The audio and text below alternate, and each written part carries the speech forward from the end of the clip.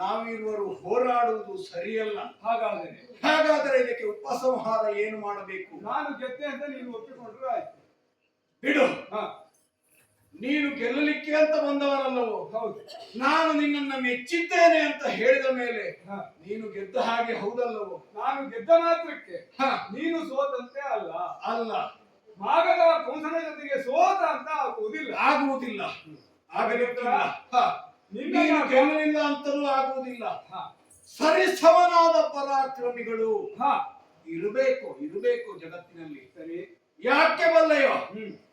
ಅತುಲ ಬಲ ಪರಾಕ್ರಮಿಗಳು ಹೋರಾಟ ಮಾಡಿದರೆ ಇಬ್ಬರಿಗೂ ನಷ್ಟವಾಗುತ್ತದೆ, ಲೋಕಕ್ಕೆ ನಷ್ಟವಾಗುತ್ತದೆ. ಹಾಗಾಗಬಾರದು ಅಂತಾದರೆ ಎರಡು ಪರಾಕ್ರಮಿಗಳು ಒಂದಾಗಬೇಕು. ಒಂದಾಗಬೇಕು ಅಂತಾದರೆ ಒಂದು ಸಂಬಂಧ ಕಾರಣಗಳು ಬೇಕು. ನಾನು ನಿನ್ನ ಜೊತೆಗಾರನಾಗಬೇಕು, ನೀನು ಆಗಬೇಕು. ಹೌದಲ್ಲವೋ? ನನ್ನ ಮಕ್ಕಳನ್ನ ನೀನು ಯುದ್ಧ ಮಾಡಿ ಸೋಲಿಸಿದ್ದೀಯ, ಅವರನ್ನು ನಾನು ಗೆದ್ದಿದ್ದೇನೆ. ಹಾಗಿದ್ರೆ ಗೆದ್ದಿರುವ ಮನುಷ್ಯನಿಗೆ ಅವ ಯುದ್ಧದಲ್ಲಿ ಪಡೆದುಕೊಂಡಿದ್ದು ಸೇರುವುದು ಯೋಗ್ಯವಾಗಿದೆ. ಹಾಗಾಗಿ ಯೋಗ್ಯವಾದಂತ ವ್ಯಕ್ತಿ ನೀನು ಹೌದು ಎನ್ನುವುದನ್ನು ಬಲ್ಲೆ. ದೂತ ಹೇಳಿದ್ದನ್ನು ನಾನು ಬಲ್ಲೆ. ನನ್ನ ಮಕ್ಕಳು ನಿನಗೆ ಸುಮ್ಮನೆ ಬಿಡ್ಲಿಲ್ವಂತೆ. ಸುಮ್ಮನೆ ಬಿಡುವುದಿಲ್ಲ. ಅಲ್ಲಿ ಹೋದ್ರೆ ಮಂಗಳಾರತಿ ಮಾಡ್ತಾನೆ ಅಂತ ಹೇಳಿ ಕಳಿಸಿದ್ದಾರಂತೆ. ಹಾಗಾಗಿ ನಿನ್ನನ್ನು ಹಾಗೆ ಕಳಿಸುವುದಿಲ್ಲ, ಒಂದು ಮಂಗಳಾರತಿಯನ್ನು ಮಾಡೇ ಕಳಿಸ್ತೇನಂತೆ. ಆ ಮಂಗಳಾರತಿಗೆ ಪೂರ್ವದಲ್ಲಿ ಏನಾದ್ರೂ ಒಂದು ವ್ಯವಹಾರ ಆಗಬೇಕು. ನಿನ್ನದಾಗಿರುವಂತಹ ಉತ್ಸಾಹಭರಿತ ಮಾತುಕತೆಗೆ ನನ್ನ ಒಪ್ಪಿಗೆ ಇದೆ. ನಿನ್ನ ಕುರಿತಂತಹ ಯಾವುದೇ ದ್ವೇಷದಿಂದ ನಾನು ಇಲ್ಲಿಗೆ ಬಂದವನಲ್ಲ. ನನ್ನ ಪೌರುಷವನ್ನು ಲೋಕಕ್ಕೆ ಕಾಣಿಸಿಕೊಳ್ಳಬೇಕು, ನಾನೊಬ್ಬ ವಿಶೇಷ ವ್ಯಕ್ತಿ ಎನ್ನುವುದು ಜಗತ್ತು ತಿಳಿಯಬೇಕು ಎನ್ನುವ ಕಾರಣಕ್ಕಾಗಿ ಅದಕ್ಕೆ ನಿದರ್ಶನನಾಗಿ ನಿನ್ನನ್ನೇ ಇಟ್ಟುಕೊಂಡವ. ಮಗಲೇಂದ್ರ, ನನ್ನ ಬಾಹು ಬಲವನ್ನ ನೀನು ಪರೀಕ್ಷಿಸಿ ಮೆಚ್ಚಿಕೊಂಡವ.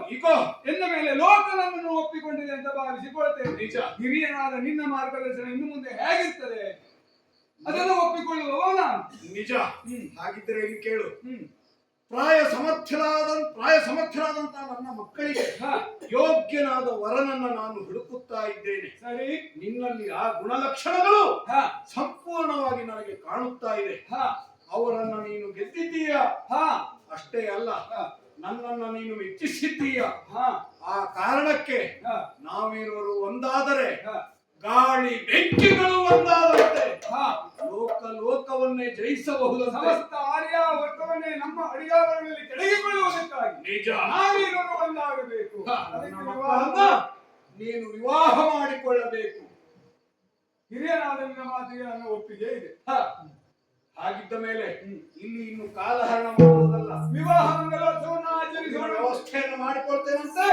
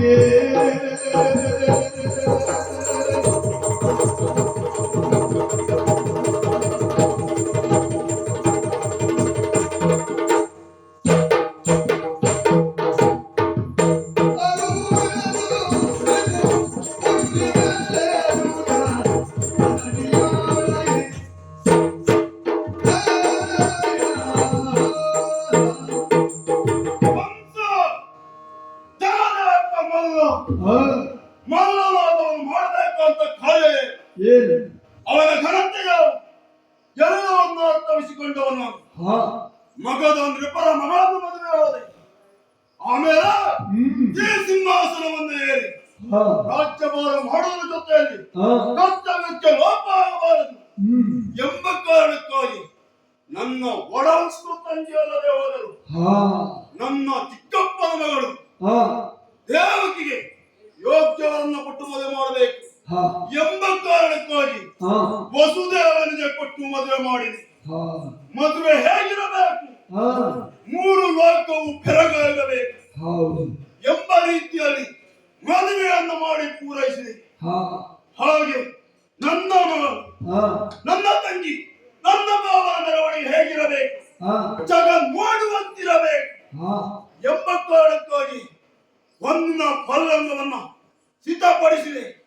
ಅದನ್ನು ನನ್ನ ತಂಗಿ ಭಾವವನ್ನು ಕುಳ್ಳಿರಿಸಿದೆ. ಹಾ ವ್ರತವನ್ನು ಹೊಡೆಯುವುದಕ್ಕೆ ಚಮ್ಮಟ್ಟಿಗೆಯನ್ನು ಹಿಡಿದು ನಾನೇ ಮುಂಭಾಗದಲ್ಲಿ ಕುಳಿತೆ. ಹಾ ಊರ ಮುಂಗಡೆಯಲ್ಲಿ ಹೋದಂತಹ ಸಂದರ್ಭದಲ್ಲಿ ಹಾ. ಜಯಿತಲ್ಲ ಮಾಡಿ, ಹೌದು ಕಂಸ ನಿನ್ನ ಆನಂದ ಬಹುಕಾಲ ಅಲ್ಲ, ಹಾ ಕ್ಷಣಿಕ. ಯಾವ ತಂಗಿ ಭಾವ ಎನ್ನುವಂತ ಸಂಭ್ರಮದಿಂದ ಮೆರೆಯುತ್ತಾ ಇದ್ದೀಯೋ ಹಾ ಇದೇ ತಂಗಿಯ ಉದರದಲ್ಲಿ ಹುಟ್ಟಂತ ಮಗುವಿನಿಂದ ನಿನಗೆ ಮೃತ್ಯು. ಹಾ ಕೇಳಿದ ಕ್ಷಣ ಹೊರ ಸಿಡಿಲೇ ಬಡಿಯಂತ ಅನುಭವ ಆಯಿತು. ಹಾ ಮರು ಕ್ಷಣದಲ್ಲಿ ತಂಗಿಯ ತುದಿಯ ಕೈಗೆ ಹಾ.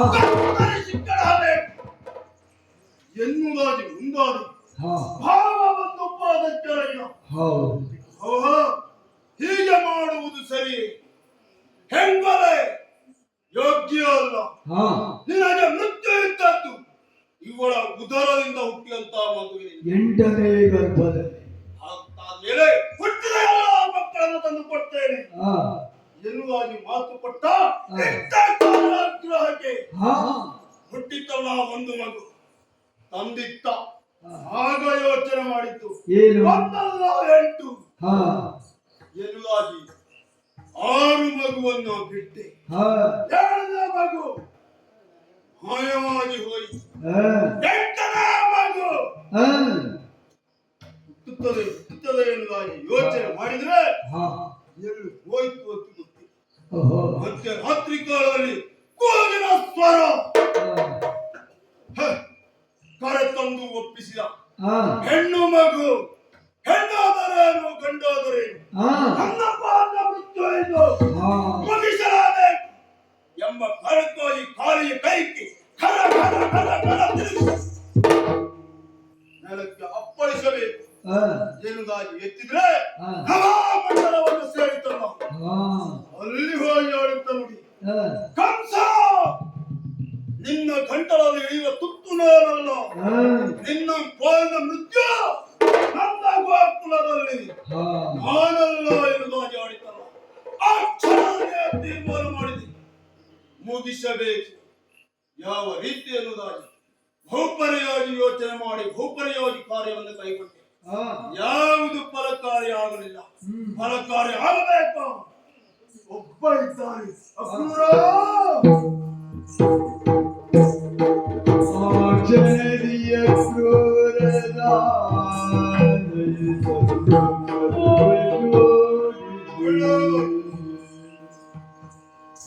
ಅಕ್ರೂರ ದೊರೆಯೇ, ಕರಾಕ್ಷರ ಬಂದು ಎರಗಿ ಕರೆದ ಕಾರಣ ತಿಳಿದಿರುವಲ್ಲ.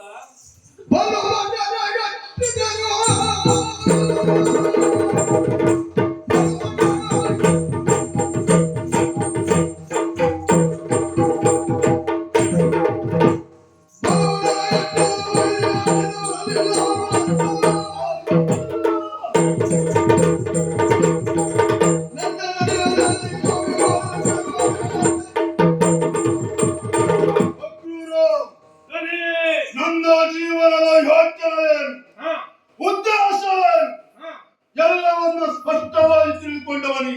ಹೌದು ನನ್ನಪ್ಪ ನನ್ನ ಮೃತ್ಯು ಹೌದು ನನ್ನ ಗೋಪುರದಲ್ಲಿದೆ ಓಹೋ ಎನ್ನುವಾಗಿ ತಿಳಿದ ಆ ಕ್ಷಣದಿಂದ ಈ ಕ್ಷಣವರೆಗೆ ಹೌದು ಹಗಲು ರಾತ್ರಿ ನಿದ್ದೆ ಕಳೆದುಕೊಂಡವನು. ಹೌದು ಅವನನ್ನು ಮುಗಿಸಬೇಕು. ಬಹಳ ಪ್ರಯತ್ನ ಪಟ್ಟವನಿ. ಆದ್ರೆ ಭಟರನ್ನೆಲ್ಲ ಕಳುಹಿಕೊಟ್ಟೆ. ಹೌದು ಆದ್ರೆ ಏನು ಮಾಡೋಣ, ಹೋದವರೆಲ್ಲ ಹೋದ್ರೆ ಮೇಲೆ ಹೋದ್ರು. ಕಾರ್ಯವನ್ನು ಮುಗಿಸಿ ಬರಲಿಲ್ಲ. ಹೌದು. ಈಗ ಆನಂದ ವೈರಿಯನ್ನು ಹಾ. ಕೊಲ್ಲಲಾಗಬೇಕು ಎಂಬ ತೀರ್ಮಾನಕ್ಕೆ ಬಂದವ ನಾನು. ಅವನನ್ನ ಹ್ಮ್. ಮುಗಿಸಲೇಬೇಕು. ಓ ಆ ಕಾರಣಕ್ಕಾಗಿ ನಿನ್ನನ್ನ ಕರೆ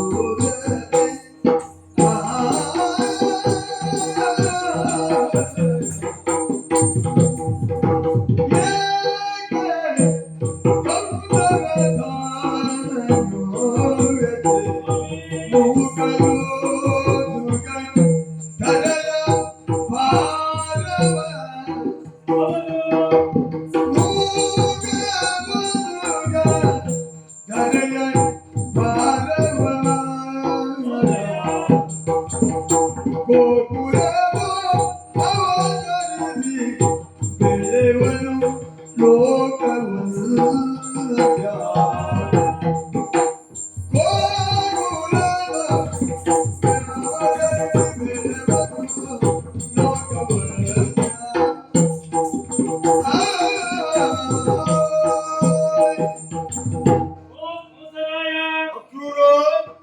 ಯಾಕೆ ಈ ವಿಧದ ವಿಚಿತ್ರವಾದ ಮನೋಸ್ಥಿತಿಯನ್ನು ತಡೆಯುತ್ತೆಯೋ ಗೊತ್ತಾಗ್ತಾ ಇದೆ. ಈಗಾಗಲೇ ಗೋಕುಲದಲ್ಲಿ ಬೆಳೆಯುತ್ತಿದ್ದಾರೆ ಎಂಬುದು ಸ್ಪಷ್ಟವಾಗಿದೆ. ಈ ಭೂಲೋಕದ ಪಾಪವನ್ನು ತಡೆಯುವುದಕ್ಕಾಗಿ ಉದ್ಧರಿಸಿದವರು ಎಂಬುದು ನಿಯಾಮಕವಾಗಿದೆ. ಹೀಗಿದ್ದರೂ ಅಂತಹ ಆ ದೇವರು ಎಂಬುದಾಗಿ ಸ್ಪಷ್ಟಪಡಿಸಿದರೂ ಕೂಡ ಅವರನ್ನ ಕೊಲ್ಲಲೇಬೇಕು ಎಂಬ ಹಠವನ್ನು ಮಾಡ್ತಿದ್ದೆಲ್ಲ. ಈ ಭೂಭಾರದ ಹರಣ ಕಾರ್ಯದಲ್ಲಿ ಮುಂದಾಗುವುದಕ್ಕಾಗಿ ಬಂದವನು ಆತ ಎಂಬುದು ಈಗಾಗಲೇ ವಿಧಿತವಾಗಿದೆ. ಎಂತೆಂತಹ ಜಟ್ಟಿಗಳನ್ನೆಲ್ಲ ನೀವು ಕಳಿಸಿ ಸಾಲದಂತೆ ಪೂಜನೆಯನ್ನು ಕೂಡ ಅಲ್ಲಿಯವರೆಗೂ ಕಳಿಸಿದೆ. ಸಾರ್ಥಕವಾಯಿತೇನು? ಕಂಸ ಮಾಡಿದ ಕೆಲಸವೆಲ್ಲ ಹೊಳೆಯಲ್ಲಿ ಮಾಡಿದ ಹೋಮವೇ ಆಯ್ತೇ ಹೊರತು ಒಬ್ಬರು ಜಯಸಿರಿಯನ್ನ ತರಲಿಲ್ಲ. ಇರುವಾಗ ಇಂತಹ ಪ್ರಯತ್ನದಲ್ಲಿ ಮತ್ತೆ ಮತ್ತೆ ಮುಂದುವರಿಯಬೇಡ. ಇದು ಸ್ವಲ್ಪ ಬದಲಾವಣೆಯಾಗು.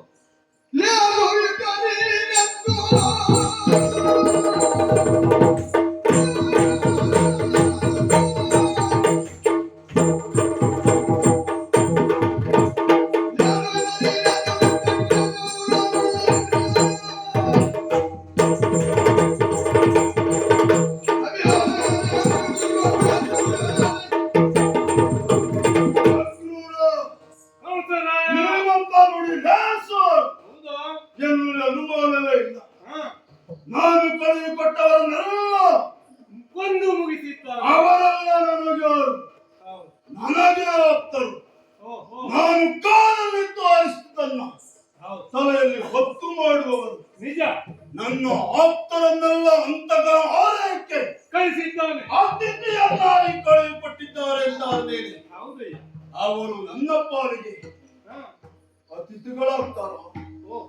ನನ್ನ ಪಾಲಿಗೆ ಅವರು ಅಳಿಯಂದಿರಾಗ್ತಾರ. ಹೆಚ್ಚೇಕೆ ನನ್ನ ಪಾಲಿಗೆ ಅವರು ಮೃತ್ಯು ಸದೃಶರು ಎನ್ನುವನ್ನು ಸ್ಪಷ್ಟವಾಗಿ ಅರ್ಥೈಸಿಕೊಂಡವ ನಾನು. ಇನ್ನು ಹೇಳಿ ಒಂದು ಮಾತು ಕೇಳ್ತೇನೆ. ಮನೆಯ ಒಳಗಡೆ ಉರಿಯುವ ಬೆಂಕಿ ಎನ್ನುವುದಾಗಿ ಮಹಡಿಗೆ ಇಟ್ಟರೆ ಮಹಡಿ ಸುಡದೆ ಇರ್ತದೇನೋ? ಸತ್ಯ, ಸುಡಲೇಬೇಕು. ಹಾಗೆ ನನ್ನ ಸೋದರ ಅಳಿಯಂದಿರು ಎಂಬ ಕಾರಣಕ್ಕಾಗಿ ಪ್ರೀತಿ ಮಮತೆಯನ್ನು ತೋರಿ ಅವರನ್ನ ಸೊರವುದಕ್ಕೆ ಹೋದ್ರೆ ನನ್ನ ಪಾಲಿನ ಮೃತ್ಯುವಾಗಿ ಅವರು ಕಾಡುತ್ತಾರೆ ಎನ್ನುವುದು ನನಗೆ ತಿಳಿದಿರುವಂತಹ ವಿಚಾರ. ಒಬ್ಬ ವ್ಯಕ್ತಿಗೆ ಹುಟ್ಟು ಸಹಜ, ಸಾವು ಖಚಿತ. ಆದ್ರೆ ಹುಟ್ಟು ಎಂದು ಸಾವು ಎಂದು ಎನ್ನುವುದು ಯಾರಿಗೂ ತಿಳಿದುಕೊಳ್ಳುವುದಿಲ್ಲ. ಆದ್ರೆ ಜೀವಿ ಪ್ರತಿನಿತ್ಯವೂ ಇದ್ದು ಸತ್ತು ಬದುಕುವುದೇ. ಸತ್ತು ಬದುಕುವುದು ಹೇಗೆ? ಅಳಿಯುವುದು ಕಾಯ, ಉಳಿಯುವುದು ಕೀರ್ತಿ. ಹಾಗೆ ಇವತ್ತು ನಾನು ಕೃಷ್ಣ ನನ್ನ ಮೃತ್ಯು ಕಣ್ಣು ಮುಂದೆ ಇದೆ ಎನ್ನುವುದಾಗಿ ಬದುಕಿ ಬದುಕಿ ಸಾಯುತ್ತಾ ಇದ್ದೆ. ಇದಕ್ಕೆ ಕಾರಣ ಯಾರು? ವಿಧಿ! ಆ ವಿಧಿಗೆ ಸವಾಲನ್ನು ಬದುಕುತ್ತಾ ಇದ್ದವ ನಾನು. ಆ ವಿಧಿ ನಿನ್ನ ಪಾಲಿಗೂ ಅಲ್ಲ, ಈ ಮಧುರೆ ಮತ್ತೊಬ್ಬರ ಪಾಲಿಗೂ ನಿನ್ನ ಸಾವು ಇತ್ತವೆಂದರೆ ಏನದಾಗಿ ತೋರ್ಪಡಿಸಿದೆಯೋ? ತೋರ್ಪಡಿಸಲಿಲ್ಲ. ಆದ್ರೆ ನನ್ನ ಪಾಲಿಗೆ ಇದೇ ಮೃತ್ಯುವನ್ನು ತೋರ್ಪಡಿಸಿದ ಮೇಲೆ ಆ ಮೃತ್ಯುವನ್ನು ಅಳಿಸದೆ ಉಳಿದಂತಾದರೆ ನನಗೆ ನನ್ನ ಪುರುಷತ್ವಕ್ಕೆ ಘನತೆ ಉಂಟು. ಮೃತ್ಯುವನ್ನ ಪೂಜಿಸಬೇಕಂತ ಅನಿವಾರ್ಯತೆ ನನಗೆ ಉಂಟು. ಅಂತ ಅನಿವಾರ್ಯತೆ ನನಗೆ ಬೇಕಾಗಿದೆ. ಆ ಮೃತ್ಯುವನ್ನು ಮುಗಿಸಲೇಬೇಕು ಎಂಬ ತೀರ್ಮಾನಕ್ಕಾಗಿ ಬಂದವನು. ಹಾಗೆ ನೀನೆಂದ ಹಾಗೆ ಅವನು ಲೋಕವನ್ನ ಸಲಹುವುದಕ್ಕೆ ಬಂದವನೇ ಆದ್ರೆ ಎಲ್ಲರನ್ನು ಒಂದೇ ರೀತಿಯಲ್ಲಿ ನೋಡಲಿ. ಅದನ್ನ ಬಿಟ್ಟು ಈ ವಿಧಿ ನನ್ನ ಪಾಲಿಗೆ ಹೇಗೆ ಅಣಗಿಸ್ತಾ ಇದೆ ಅಂತಾದ್ರೆ ಆ ವಿಧಿಗೆ ವಿರುದ್ಧವಾಗಿ ನಿಲ್ಲಲೇಬೇಕು. ಜನನು ನಗುತ್ತ ನಕ್ರೂರ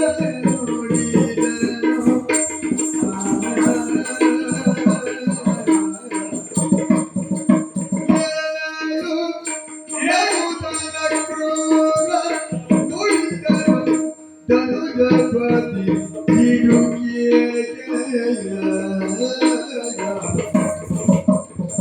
ಧನುಜಪತಿ ತಿರುಗೇಗೆ ನಾನಿಲ್ಲನು ತಿರುವಡೆ ಬೇರೆ ಕಾರ್ಯವ ಎನಗೆ ಬೇಕದು.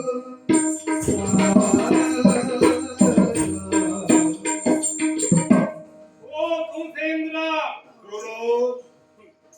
ಏನು ಮಾಡುವುದು ಹೇಳು? ಒಂದೇ ಕಣ್ಣಿನಿಂದ ಒಂದೇ ದೃಷ್ಟಿಯಿಂದ ಒಂದೇ ಭಾವದಿಂದ ನೋಡುವಂತ ನಿನ್ನ ಬದಲಿಸುವುದಕ್ಕೆ ಆ ವಿಧಿಗೂ ಸಾಧ್ಯವಿಲ್ಲ. ಹೀಗೊಮ್ಮೆ ನೋಡಿದ್ರೆ ನಗು ಬರ್ತದೆ, ನಗು ಬರ್ತದೆ. ಯಾಕೆ ಈ ತ್ರೈಲೋಕ್ಯದಲ್ಲಿ ಯಾರಿಗಾದ್ರೂ ಒಬ್ಬರಿಗೆ ನಿನ್ನಂತ ಅವಕಾಶ ಸಿಕ್ಕಿದೆಯೇನು? ಇದು ಇಂಥವನಿಂದಲೇ ನಿನ್ನ ಮರಣ ಎಂಬುದಾಗಿ ಹೇಳಿದಂತಹ ವ್ಯಕ್ತಿ ಶಕ್ತಿ ಮತ್ತೆ ಬೇರೆ ಯಾರಿಗೆ? ಯಾಕೆ ಹೇಳಿದರು ಎಂಬುದಾಗಿ ನೀನು ತಿಳಿದರೆ ಹೀಗೆ ವರ್ತಿಸುವುದು ಇಲ್ಲ. ಯಾಕೆ ಬದಲಾಗುವುದಿದ್ದರೆ ಆಗಲಿ ಕಂಸ ಇಂಥವರಿಂದಲೇ ಮರಣ ಹೇಳುವ ಸೂಚನೆಯಾಗಿ ಕೊಟ್ಟರು. ಅದನ್ನೇ ನೀನು ಭೀಕರವಾಗಿ ರೌದ್ರವಾಗಿ ಶಪಥವಾಗಿ ಸ್ವೀಕರಿಸಿದೆ ಅಂತ ಅಂದ್ರೆ ನಗದೇ ಇಂತಹ ಅವಕಾಶ ಭೂಲೋಕದಲ್ಲ, ಯಾರಿಗೂ ಸಿಗಲಿಕ್ಕಿರುವ ಕಂಸ. ನೀನೆಂದ ಹಾಗೆ ಬದಲಾಗಲಿ ಎನ್ನುವಂತ ವಿಚಾರಕ್ಕಾಗಿ ಅವಕಾಶ ಕೊಟ್ಟತ್ತು ಎನ್ನುವುದಾಗಿ ಹೇಳಿ ತಿಳಿದು ಹೋಗಿ ನಾನು ಅವನ ಪಾದವನ್ನು ಹಿಡಿದು ಬದುಕಬೇಕೇ, ಬದುಕಿದೆ ಅಂತಾದರೆ ವೀರ ಬಾಣವನ್ನು ಹೊಂದುವುದನ್ನು ಬಿಟ್ಟು ಹೇಡಿಯಾಗಿ ಪಾದಕ್ಕೆ ರಗಿದ ಎನ್ನುವುದಾಗಿ ಕರ ತಟ್ಟಿ ನಗಲಿಕ್ಕಿರುವೆ. ಆ ದೇವತೆಗಳು ಕೂಡ ಮೇಲೆ ಇನ್ನ ಈ ನಿಲುಮೆ ಅಚಲ ಕಠೋರವಾಗಿದೆ ಆದ್ರೆ ನಾನು ಸಹಕರಿಸ್ತೇನೆ ಕಂಸ. ಅವನನ್ನು ಕರೆಸಿಕೊಳ್ಳುವ ಬಗೆಯಾದ್ರೂ ಹೇಳಬೇಕಲ್ವಾ?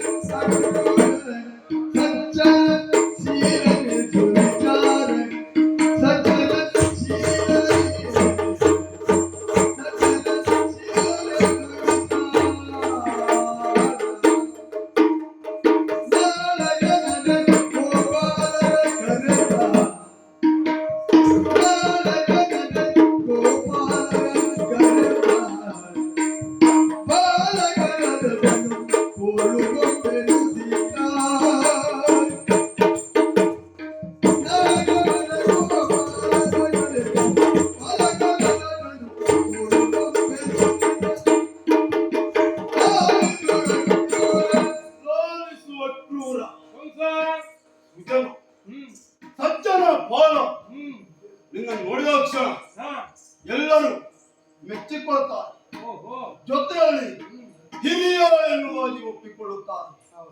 ಅನುಭವಸ್ಥ, ಚಾಣಾಕ್ಷ, ಮಧ್ಯವರ್ತ ಎನ್ನುವುದಾಗಿ ಪ್ರತಿಯೊಬ್ಬರೂ ತಿಳಿದ್ದಾರೆ. ಅಂತ ಮತಿವಂತನೋ ಅಂತ ನಿನ್ನಲ್ಲಿ ಈ ವಿಚಾರವನ್ನು ಮನ ಬಿಚ್ಚಿ ಮಾತಾಡುವುದು ನೆಮ್ಮದಿ ಸಂತೋಷವಾಗ್ತಾ ಇದೆ. ಯಾವುದೇ ಸಂಕೋಚವೂ ಬೇಡ. ಯಾಕೆಂದ್ರೆ ನೀನೆಂದು ಹಾಗೆ ಅವನು ದೇವ ಭಕ್ತರನ್ನ ಸಲಹುತ್ತಾನೆ. ಭೂಮಿಯ ಭಾರವನ್ನ ಇಡುವುದಕ್ಕೆ ಬಂದಂತ ಭಗವಂತ ಎನ್ನುವುದಾಗಿ ಆಳ್ತಾ ಇದ್ದೇನೆ. ನಿನ್ನ ಹಾಗೆ ಅವನು ಭಗವಂತನೇ ಸತ್ಯ ಆದದ್ದು ಆಗಲಿ ಆಶ್ಚರ್ಯ ಇಲ್ಲ. ಆದ್ರೆ ಲೋಕದಲ್ಲಿ ಎರಡು ವಿಧ ದೇವರನ್ನು ಕಾಣುವುದಕ್ಕೆ ದೇವರನ್ನು ಸೇರು. ಒಂದು ವಿರೋಧ, ಇನ್ನೊಂದು ಭಕ್ತಿ. ಭಕ್ತಿ ಎನ್ನುವುದು ದೂರ, ವಿರೋಧ ಎನ್ನುವುದು ಸನಿಹ. ಹಾಗೆ ಸನಿಹ ಮಾರ್ಗವನ್ನೇ ಆಯ್ಕೆ ಮಾಡಿಕೊಂಡವನ ಆ ದೇವ ಎಂತವನು, ಎಷ್ಟು, ಏನು, ಹೇಗೆ ನೋಡಲೇಬೇಕು ಅನ್ನೋದು ತೀರ್ಮಾನ ಮಾಡಿದವನ.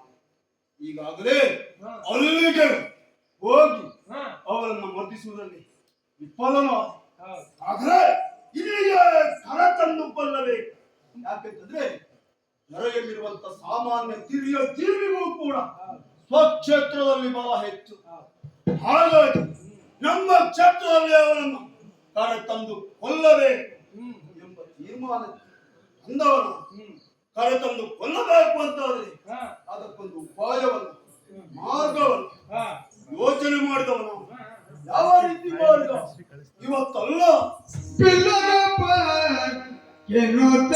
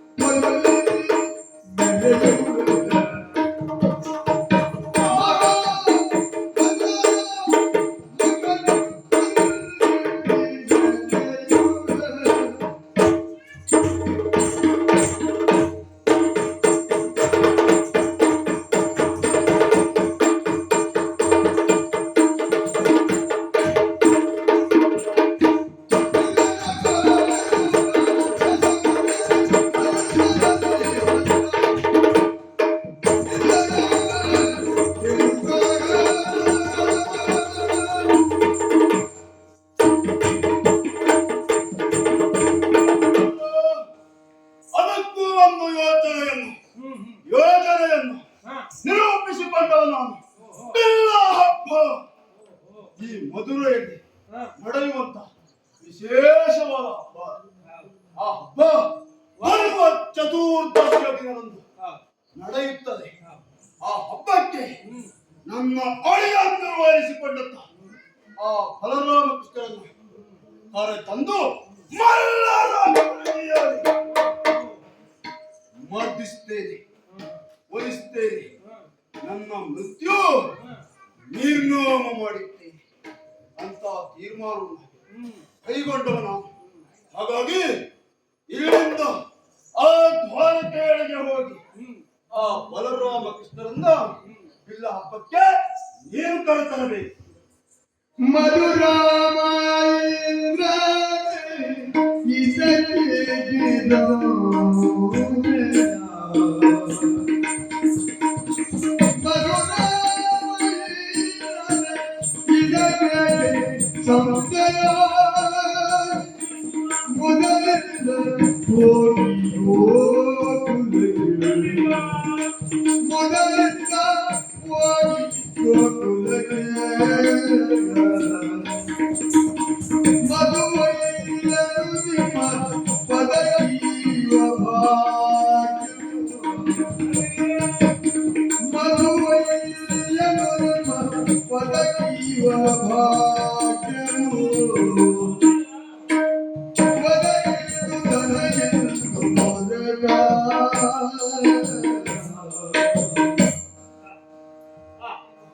ಹಾಸ್ಯ ಎಂಬುದು ತಾನಾಗಿಯೇ ಕೂಡಿ ಬರ್ತಾ ಇದೆ.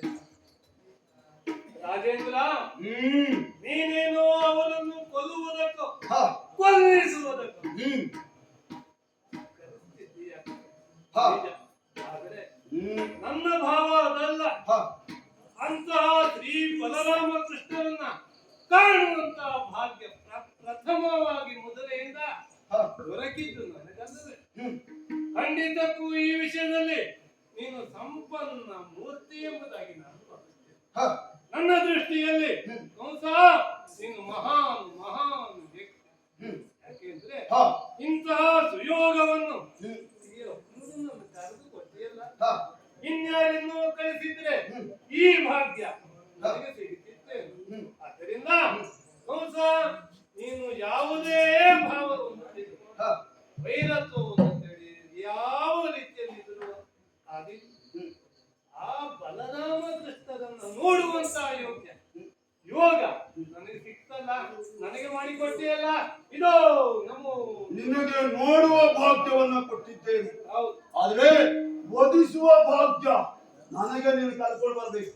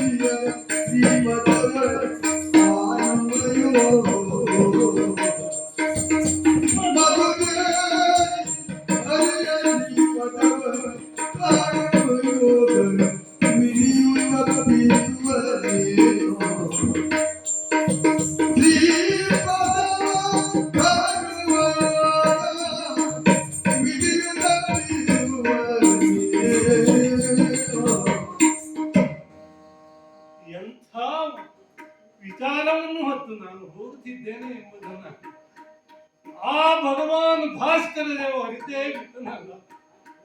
ಆ ಶ್ರೀಹರಿಯನ್ನ ಈ ಕ್ಷಣದಲ್ಲಿ ತತ್ಕ್ಷಣದಲ್ಲಿ ಕಾಣಬೇಕು ಎಂಬಂತಹ ಪದದಿಂದ ಅವಸರವಾಗಿ ಸಿದ್ಧನಾಗಿ ಇಂದಲ್ಲ ನಾಳೆ ಅಂತ ಹೇಳಿಬಿಟ್ನಲ್ಲ ಆಯ್ತ.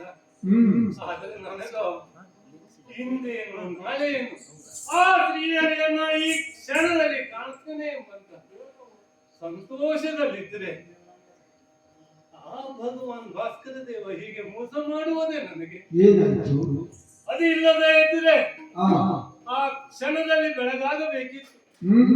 ಬೆಳಗಾಗದೆ ಓಹೋ ಕೇವಲ ಭಾಸ್ಕರ ದೇವರ ಒಂದು ತಪ್ಪಲ್ಲ, ವಿಧಿಯು ಕೂಡ ಬ್ರಹ್ಮದೇವರು ಕೂಡ ಈ ಭಾಸ್ಕರನಿಗೆ ಸಾರಥ್ಯವನ್ನು ಅನುಕೂಲವನ್ನು ಒದಗಿಸಿಕೊಟ್ಟಿದ್ದಾನೆ. ಅದು ಇಲ್ಲದೆ ಇದ್ದರೆ ಈ ಕ್ಷಣದಲ್ಲಿ ಬೆಳಗಾಗಬೇಕಿತ್ತು. ಆ ಉದಯವನ್ನೇ ನೋಡ್ತಾ ಇದ್ರೆ ಖಂಡಿತಕ್ಕೂ ಬೆಳಗಾಗುವುದಿಲ್ಲ. ದೇವತೆಗಳೆಲ್ಲ ಇಂತಹ ಯೋಗ ಅಕ್ರೂರನಿಗೆ ಬಾರದೇ ಇರಲಿ ಎಂಬ ಕಾರಣಕ್ಕಾಗಿ ಆ ಮಧು ದ್ವೇಷಿ ಅಂತಹ ಘೋರ ಘೋರ ರಕ್ಕಸರನ್ನೆಲ್ಲ ಕೊಂದಂತಹ ಆ ಕೃಷ್ಣನನ್ನ ಕಾಣುವ ಯೋಗವನ್ನೇ ಅಕ್ರೂರನಿಗೆ ತಪ್ಪಿಸೋಣ ಎಂಬಂತ ಸಂಜೆ. ಅದಿಲ್ಲದೆ ಇದ್ರೆ ಈ ಸೂರ್ಯದೇವ ಈ ಸೃಷ್ಟಿಗೆ ಸಮತ್ವವಾಗಿ ಬೆಳಕನ್ನ ತೋರಿಸ್ತಾನೆ. ಪಾಪಿಗಳು ಪುಣ್ಯಾತ್ಮರು ಸೃಷ್ಟಿಯ ಯಾವತ್ತು ಜೀವಿಗಳಿಗೆ ಸಣ್ಣ ಆ ನಿಖರವಾದ ಬೆಳಕನ್ನು ಕೊಟ್ಟು ತಾರತಮ್ಯ ನೀತಿಯನ್ನು ನೋಡದೇ ಇರುವಂತಹ ಆ ಭಗವಾನ್ ಭಾಸ್ಕರ ದೇವ ಇಂದು ನನ್ನ ಮೇಲೆ ಈ ವಿಧವಾಗಿ ಉರಿದರೆ ಇಲ್ಲ, ಏನು ಮಾಡಿದ್ರು ಬೆಳಗಾಗುವುದಿಲ್ವಲ್ಲ, ಬೆಳಕಾಗುವುದಿಲ್ಲ, ಕತ್ತಲೆಯೇ ಇರ್ತದೆ, ನಿದ್ರೆ ಬರುವುದಿಲ್ಲ.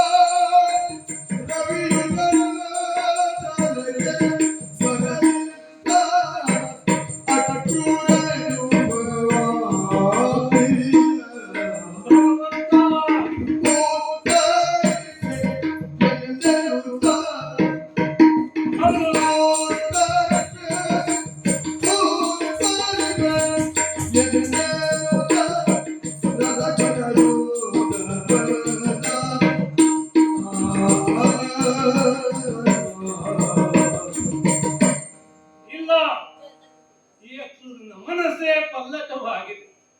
ಇನ್ನೇನಂತೆ ತನ್ನ ಸಮಯವನ್ನು ಅರಿತೆ ಶ್ರೀ ಭಗವಾನ್ ಭಾಸ್ಕರ ದೇವ ಬರಬೇಕಲ್ಲ. ಪ್ರಪಂಚದ ವಿಚಿತ್ರಕ್ಕೆ ಮತ್ತೊಂದು ಹೆಸರು ಸೂರ್ಯದೇವ. ಒಂಟಿ ಚಕ್ರದ ರಥವಂತೆ ಅವನಿಗೆ, ಕುಂಟನಾದಂತ ಸಾರಥಿ, ಸಾಲದಂತೆ ಸಪ್ತ ಅಶ್ವಗಳು ಅವನಿಗೆ. ಇಂತಹ ರಥವನ್ನಾಡಿರಿ ಬರುವಲ್ಲಿ ಏನೋ ಎಡವಟ್ಟಾಯಿತು ಎಂಬುದಾಗಿ ನಾನು ಭಾವಿಸಿದ್ದು ನನ್ನ ತವಕಕ್ಕೆ ಪೂರಕವಾಗಿ ಇದೆಯೇ ಹೊರತು ಭಗವಂತನ ಯಾವ ದೋಷವೂ ಇಲ್ಲ. ಅಂತಹ ಭಗವಂತ ಸೂರ್ಯದೇವ ಆ ಬೆಳಕನ್ನ ಹರಿಸಿದ್ದಾನೆ. ಇನ್ನು ತಡ ಮಾಡುವುದಲ್ಲ, ಆ ಹರಿಯನ್ನ ಕಾಣುವಂತಾಗಿ ನೇರವಾಗಿ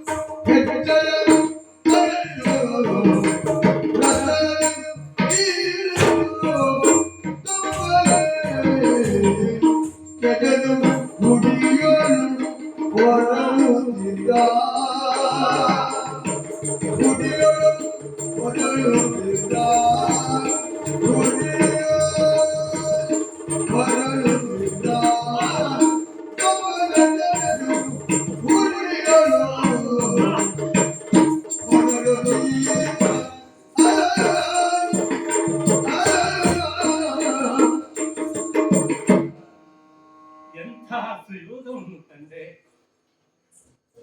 ಭಗವಾನ್ ಭಾಸ್ಕರ ದೇವ ಎಷ್ಟು ತೀಕ್ಷ್ಣವಾಗಿ ಮೂಡಿದನೋ ಅದಕ್ಕೂ ತೀಕ್ಷ್ಣವಾಗಿ ಮಧುರೆಯನ್ನು ತೊರೆದೆ. ನನ್ನ ಗೋಕುಲವನ್ನು ಸೇರೋಣ ಎಂಬುದಾಗಿ ಮುಂದೆ ಮುಂದೆ ಮುಂದೆ ಮುಂದೆ ಬಂದು ರಥವೇರಿ ಬಂದರೆ ಇಲ್ಲಿ ಕಾಣುವುದೇನು ಆ ಪವಿತ್ರವಾದ ವೃಂದಾವನ. ಈ ವೃಂದಾವನದಲ್ಲಿ ಆ ಶ್ರೀಹರಿ ಅದೆಷ್ಟೋ ಪಾಠವನ್ನ ತೋರಿಸಿದ್ದಾನಂತೆ ಹೇಳಿದ್ದೇನೆ. ಭಗವಾನ್ ಭಾಸ್ಕರ ದೇವ, ಎಂತಹ ಅನುಕೂಲವಾದಂತಹ ಸನ್ನಿವೇಶವನ್ನು ನನಗೆ ಸೃಷ್ಟಿಸಿದೆಯೋ. ಪವಿತ್ರವಾದ ಈ ಭೂಲೋಕದಲ್ಲಿ ಈ ಬೃಂದಾವನವನ್ನು ಮೂಡುವಂತಹ ಭಾಗ್ಯ ನನ್ನ ಪಾಲಿಗೆ ಇರುತ್ತೆ. ಬೆಳಕು ಮೂಡುವ ಕಾರಣದಿಂದ ನೀಡದೇ ಇಲ್ಲ ದೇವ. ಎಲ್ಲಿ ನೋಡಿದರೂ ಶ್ರೀಹರಿಯ ಹೆಜ್ಜೆಯ ಗುರುತುಗಳು. ಅಷ್ಟೇ ಅಲ್ಲ, ಅವನ ಜೊತೆಯಲ್ಲಿ ಬಂದಂತ ಅವನ ಜೊತೆಗಾರ ಗೋಪಿಕೆಯರು. ಅಬ್ಬಾ, ಈ ಮಣ್ಣು ಸಾಮಾನ್ಯವಾದದ್ದಲ್ಲ. ಆ ಸುತ್ತ ನೋಡಿದರೆ ಬೃಂದಾವನದ ಐಸಿರಿಗಳು, ನೀಲ ಗಗನ, ಎತ್ತರಕ್ಕೆ ಬೆಳೆದಂತಹ ಮರಗಳು, ಜೊತೆಯಲ್ಲಿ ವೃಂದಾವನ ಎಂಬುದು ಕೇವಲ ಕಾಲ್ಪನಿಕ ಅಲ್ಲ, ಪರಮ ಸತ್ಯ ಎಂಬುದನ್ನ ನನ್ನ ಮನದಲ್ಲಿ ಕಂಡೆ ಈ ಮಣ್ಣನ್ನು ಹೀಗೆ ಬಿಡುವುದಲ್ಲ, ನನ್ನ ಮೈ ತುಂಬ ಗತಿಗೊಳ್ತೇನಂತೆ.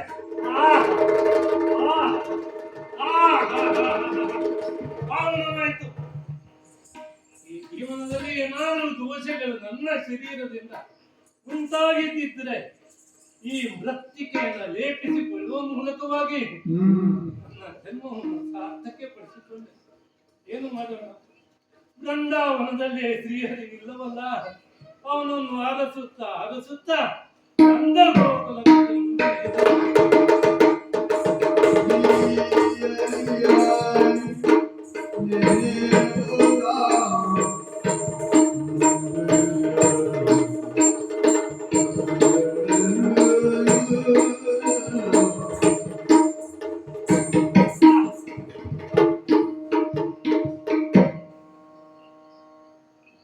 ಎಷ್ಟೇ ದೂರ ಬಂದು ನಡೆದರೂ ಕೂಡ ಈ ಪವಿತ್ರ ಭೂಮಿಯನ್ನ ತಿರುಗಿಯೇ ನನಗೆ ಮುಗಿತಾ ಇಲ್ಲ. ಅರಸುತ್ತಾ ನನ್ನ ಭಾವೋದ್ವೇಗದಲ್ಲಿ ಮುಂದೆ ಬರ್ತಿದ್ದೇನೆ. ಕೇವಲ ಶ್ರೀಕೃಷ್ಣನ ಮನೆ ಅಲ್ಲ, ಇಲ್ಲಿ ಕಾಣುತ್ತಿರುವಂತಹ ದೃಶ್ಯ ವೈಗಳನ್ನೆಲ್ಲ ಕಂಡಾಗ ಪಾವನವಾಯಿತು, ಲೇಸಾಯಿತು. ಈ ಧರೆಗೆ ನಾನು ಇಳಿದದ್ದು ಸಾರ್ಥಕವಾಯಿತು ಎಂಬ ಮನೋಭಾವದಿಂದ ಮುಂದುವರೆದು ಸಾಧ್ಯ.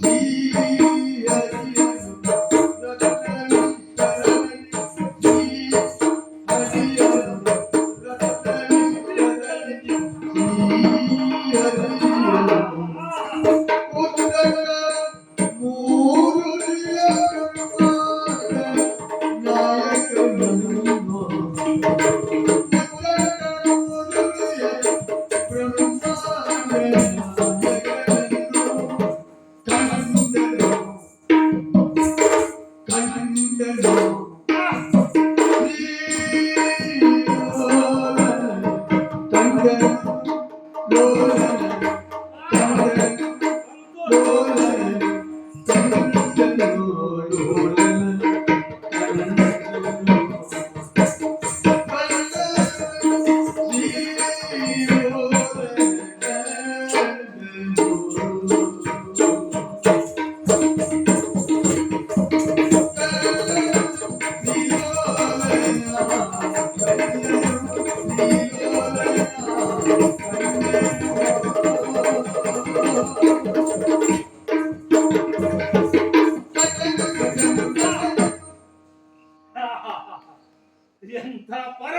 ಸಾಕ್ಷಿಯಾದಂತಹ ಒಂದು ನಿಜವನ್ನು ಕಂಡ್ರೆ ಈ ಜೀವ ಇಲ್ಲಿಯವರೆಗೆ ಬದುಕಿದ್ದು ಸಾರ್ಥಕವಾಯಿತು ದೇವ, ಸಾರ್ಥಕವಾಯಿತು. ಎಷ್ಟೆಲ್ಲ ಆಶೋತ್ತರಗಳನ್ನು ಇಟ್ಟುಕೊಂಡು ಬದುಕಿದವ ನಾನಲ್ಲ. ಒಮ್ಮೆಯಾದರೂ ಶ್ರೀ ಹರಿಯ ದರ್ಶನ ಭಾಗ್ಯವನ್ನು ನೋಡೋಣ ಎಂಬ ಕಾರಣಕ್ಕಾಗಿ ಇಲ್ಲಿವರೆಗೆ ಬದುಕಿದ್ದು. ನಂದ ಗುರುಕುಲದಲ್ಲಿ ಅದೆಷ್ಟು ಚಂದವಾಗಿ ಬೆಳೀತಿದ್ದೀಯ ದೇವ, ಬ್ರಹ್ಮಾಂಡ ನಾಯಕ ಮತ್ಯಾರಲ್ಲ, ದೇವ ದೇವೋತ್ತಮ, ದೇವತಾ ಸಾರ್ವಭೌಮ, ಅಖಿಲಾಂಡ ಕೋಟಿ ಬ್ರಹ್ಮಾಂಡ ನಾಯಕ. ಮತ್ತೆ ಯಾರಿದ್ದಾರೆ ನಿನ್ನ ಹೊರತಾಗಿ? ಅನಾತಿ ದೂರದಿಂದ ನಿನ್ನನ್ನು ಕಂಡಾಗ ಮೈಯೆಲ್ಲ ಪುಳಿಕಿತವಾಗ್ತಿದೆ, ಭಾವನೆ ಎಲ್ಲ ಶೂನ್ಯವಾಗ್ತಿದೆ, ಪ್ರಪಂಚ ನಶ್ವರ ಎಂಬ ಭಾವ ಬರ್ತಿದೆ. ಭಗವಂತ ಸಾರ್ಥಕವಾಯಿತು. ಶ್ರೀಲೋಲ ಶ್ರೀಲಕ್ಷ್ಮಿಯ ಒಡೆಯ ಸಾಕಾದ್ರು ನಿನ್ನನ್ನು ವರ್ಣಿಸುವುದಕ್ಕೆ ಆ ಸಹಸ್ರ ನಾಲಿಗೆಯುಳ್ಳ ಆದಿಶೇಷನೇ ತೋತಿದ್ದಾನಂತೆ.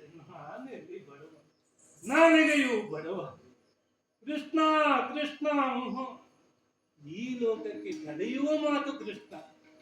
ನೀನು ಕೇವಲ ಕೃಷ್ಣ ಅಲ್ಲ, ಕೃಷ್ಣ ಅಲ್ಲ ದೇವಾ, ಬ್ರಹ್ಮಾಂಡ ಕೊಡೆಯ ಇದೋ ನಿನಗೆ ಸಾಷ್ಟಾಂಗ. ಲಕ್ಷ್ಮೀ ಮನೋಹರನು ಅಕ್ರೂರನು ಕಾಣುತ್ತಾ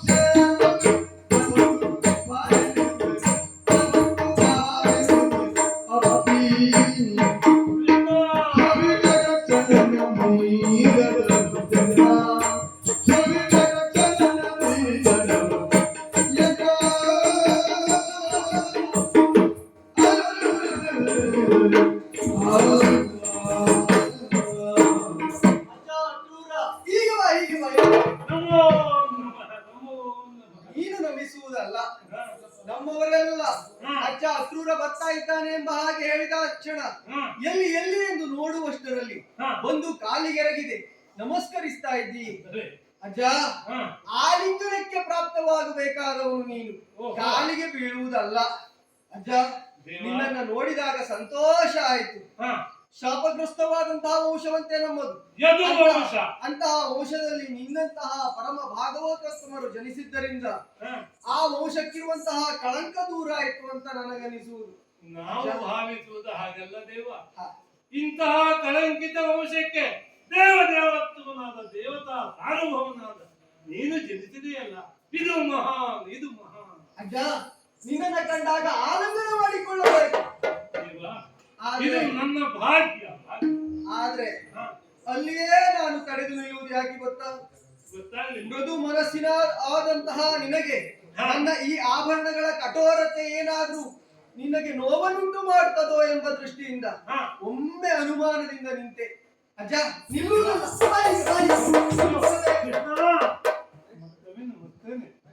ಖಂಡಿತ ಕೃಷ್ಣ ಅಲ್ವೋ?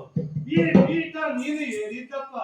ನಮ್ಮಂತವರು ಸಹಜವಾಗಿ ಕೆಳಗಿರಬೇಕು. ಅತಿಥಿಯಾದವನು ಮನೆಗೆ ಬಂದಾಗ ಅವನನ್ನ ಸತ್ಕರಿಸುವುದು ಗೃಹಸ್ಥನಾದವನಿಗೆ ಧರ್ಮ.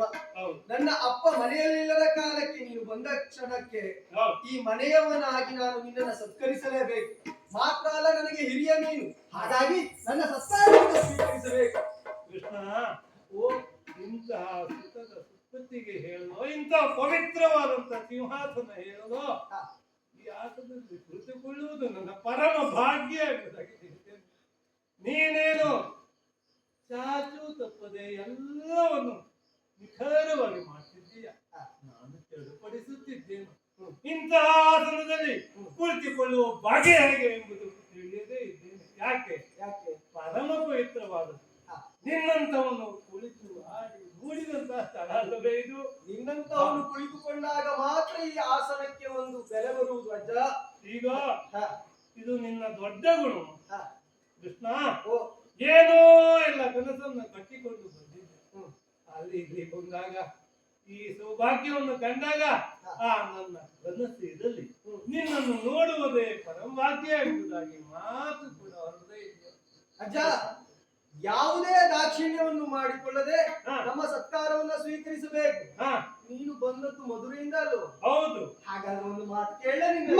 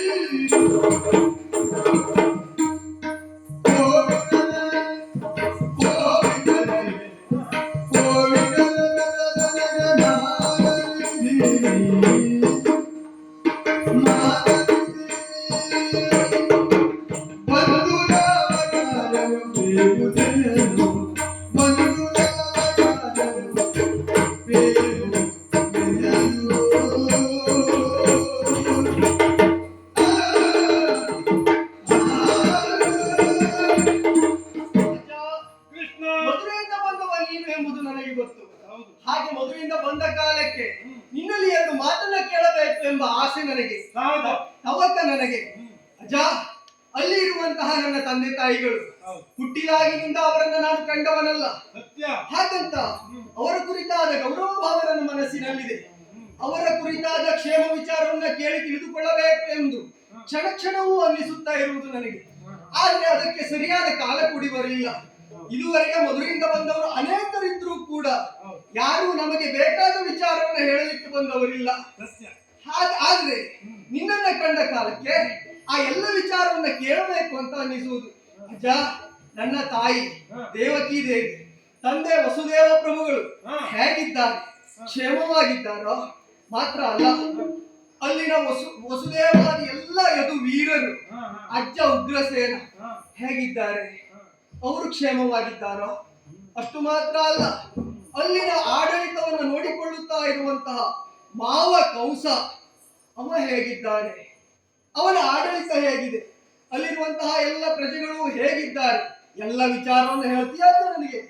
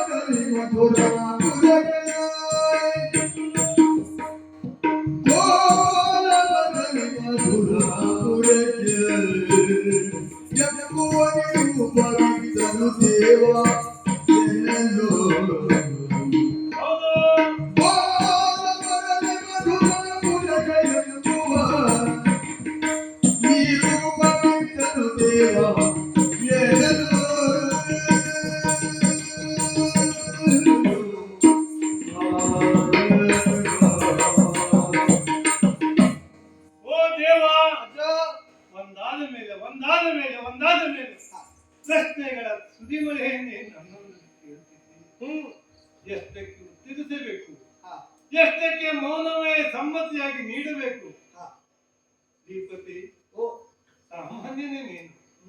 ಅಣು ರೇಣು ತೃಣ ಕಾಷ್ಟಗಳು ಕೂಡ ನಿನ್ನ ಒಂದು ಆಜ್ಞೆ ಇಲ್ಲದೆ ಚಲಿಸುವುದಿಲ್ವಂತೆ.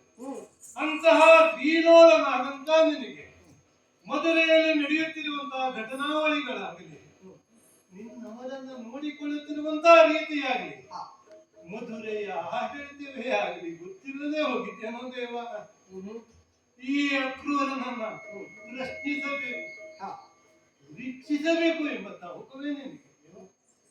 ಅದಿಲ್ಲದೆ ಇದ್ರೆ ವಸುದೇವ ದೇವಕಿಯರೆಲ್ಲ ಇಂದು ಯಾವ ಸ್ಥಳದಲ್ಲಿದ್ದಾರೆ? ಅಜ್ಜನಾದಂತ ಉಗ್ರಸೇನ ಎಲ್ಲಿರಬೇಕಿತ್ತು? ಕಾರಾಗೃಹದಲ್ಲಿ. ವಸುದೇವ ದೇವಕಿಯರ ರೀತಿ ಬದುಕುವ ಕ್ರಮ ದೇವ, ಯಾಕಂತಹ ಶಿಕ್ಷೆಯನ್ನು ಅವರಿಗೆ ನಿನ್ನ ತಂದೆ ತಾಯಿಗೆ ನೀಡಿದೆಯೋ ನನಗೆ ಇಷ್ಟಾದರೂ ಆ ಶಿಕ್ಷಿಸಿದ ಆ ಮಧುರೆಯ ಮಹೇಂದ್ರನಾಗಿ ನಡೆಯುತ್ತಿರುವಂತಹ ಕಂಸ ಕ್ಷೇಮವೇ ಎಂಬುದಾಗಿ ಕೇಳ್ತೀಯಲ್ಲ. ನಿನ್ನ ಔದಾರ್ಯಕ್ಕೆ ಮಿತಿಯುಂಟೆ, ಬೆಲೆಯುಂಟೆ ದೇವಾ. ಮಧುರೆಯಲ್ಲಿ ಯಾವುದು ಸರಿಯಿಲ್ಲ.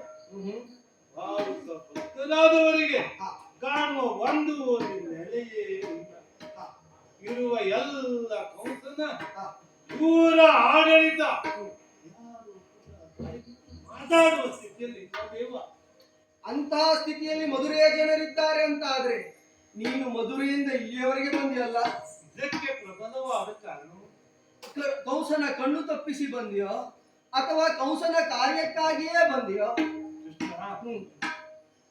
ಕೆಲವೊಂದು ಹೇಳಬಾರದು ಎಂಬ ವಿಷಯಕ್ಕೆ ನೀನು ನೇರವಾಗಿ ತನ್ನನ್ನು ತಂದು ಒಡ್ಡುತ್ತಿದ್ದೀಯಲ್ಲ. ಏನು ಮಾಡೋಣ? ಇಡೀ ಪ್ರಪಂಚ ತ್ರಯವೇ ನೀನು ಕೃಷ್ಣ ದೇವ ಎಂಬುದಾಗಿ ಭಾವಿಸಿದರೆ ಮಧುರಾಧಿಪತಿ ಕಂಸ ಮಾತ್ರ ಹಾಗಲ್ವೋ? ಹೇಳಬಾರದ ವಿಷಯವಿದ್ದರೆ ಅದನ್ನ ಹೇಳುವಂತ ಒತ್ತಾಯಿಸಿ ನಿನ್ನ ಸ್ವಾಮಿ ಕಾರ್ಯಕ್ಕೆ ವಿಘ್ನವನ್ನು ಉಂಟು ಮಾಡುವವನು ನಾನಲ್ಲ. ಆದರೂ ಕೂಡ ನಾನು ಹೇಳಲ್ಲ ಇದ್ದರೆ ಸ್ವಾಮಿ ಕಾರ್ಯಕ್ಕೆ ವಿಘ್ನವೇ ಆಗಿ ಬಂದು ಒದಗುತ್ತದೆ. ಆದ್ದರಿಂದ ದೇವ, ಮನಸ್ಸಿಲ್ಲದ ಮನಸ್ಸಿನಿಂದ ಆ ಕಂಸನೇ ನನ್ನನ್ನು ಇಲ್ಲಿಗೆ ಪಟ್ಟಿದ್ದಾನೆ, ಕಳುಹಿಸಿದ್ದಾನೆ. ಕೇವಲ ಕಾರಣವಿಲ್ಲದೆ ಅಲ್ಲ, ಪ್ರಬಲವಾದ ಕಾರಣವನ್ನು ಹೊತ್ತು ನಾನು ಕಂಸನ ದೂತನಾಗಿ ನಿಮ್ಮಲ್ಲಿ ಕಂಸನ ಆಪ್ತನಾಗಿ ಇಲ್ಲಿವರೆಗೆ ಬಂದಿದ್ದೇನೆ. ಹಾಗಿದ್ರೆ ಯಾವುದೋ ಬಲವಾದ ವಿಷಯ ಇರಲೇಬೇಕು. ಬಲರಾಮ ಕೃಷ್ಣರು ಈ ನಂದಗೋಕುಲದಲ್ಲಿ ಬೆಳೆಯುತ್ತಿದ್ದಾರೆಂಬುದು ಕಟು ಸತ್ಯ ಅವನಿಗೆ ಅರಿವಾದ ಮೇಲೆ ಎಷ್ಟೆಲ್ಲ ಪ್ರಯತ್ನ ಮಾಡಿ ನಿಮ್ಮನ್ನು ಮುಗಿಸುವುದಕ್ಕೆ ಪ್ರಯತ್ನಿಸಿದ. ಆದರೆ ಆಗದೆ ಹೋದಾಗ ವಾರ್ಷಿಕವಾಗಿ ನಡೆಯುವಂತಹ ಉತ್ಸವ ಬಿಲ್ಲ ಹಬ್ಬ ಎಂಬುದು ಮಧುರೆಯಲ್ಲಿ ನಡೆಯುತ್ತದೆ. ಅದೇ ನಾಡಿದ್ದು ಬರುವ ಚತುರ್ದಶಿಯ ದಿವಸ. ಆ ದಿವಸ ನಿನ್ನನ್ನು ನಿನ್ನ ಅಣ್ಣನಾದಂತಹ ಬಲಭದ್ರನನ್ನು ಆ ಹಬ್ಬಕ್ಕಾಗಿ ಕರೆಸುವುದು ಎಂಬುದಾಗಿ ತೀರ್ಮಾನಿಸಿದ್ದ. ಹಬ್ಬಕ್ಕಾಗಿ ಕರೆಸ್ತಾ ಇದ್ದಾನೆ. ಹೌದಯ್ಯ. ಅದನ್ನ ನೀನಿಷ್ಟು ಬೇಸರ ಮಾಡಿಕೊಂಡು ಹೇಳುವುದು ಯಾಕೆ? ಇದಕ್ಕೂ ಮುಂದಿರುವುದು ಬೇಸರ. ಏನು?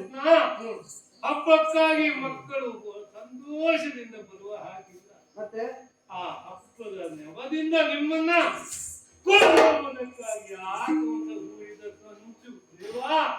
ಇದನ್ನ ನಾನು ಹೇಳುವಂತಹ ಕಾಲ ಈ ನಾಲಿಗೆ ನನಗೆ ಒದಗಿ ಬಂತಲ್ಲ. ಕಿವಿದು ಬಿಲ್ಲ ಹಬ್ಬದ ನೆವದಿಂದ ಕೃಷ್ಣ ಬಲರಾಮನನ್ನ ಕಂಸ ಕೊಲ್ಲಬೇಕು ಎಂಬ ಉದ್ದೇಶದಿಂದ ನನ್ನನ್ನು ನಿಮ್ಮನ್ನು ಕರೆದುಕೊಂಡು ಬರುವುದಕ್ಕಾಗಿ ಕಳಿಸಿದ್ದಾನೆ ದೇವ. ಇದಕ್ಕಾಗಿ ಇಷ್ಟು ದುಃಖವೋ? ಅಲ್ಲವೇ? Yeah.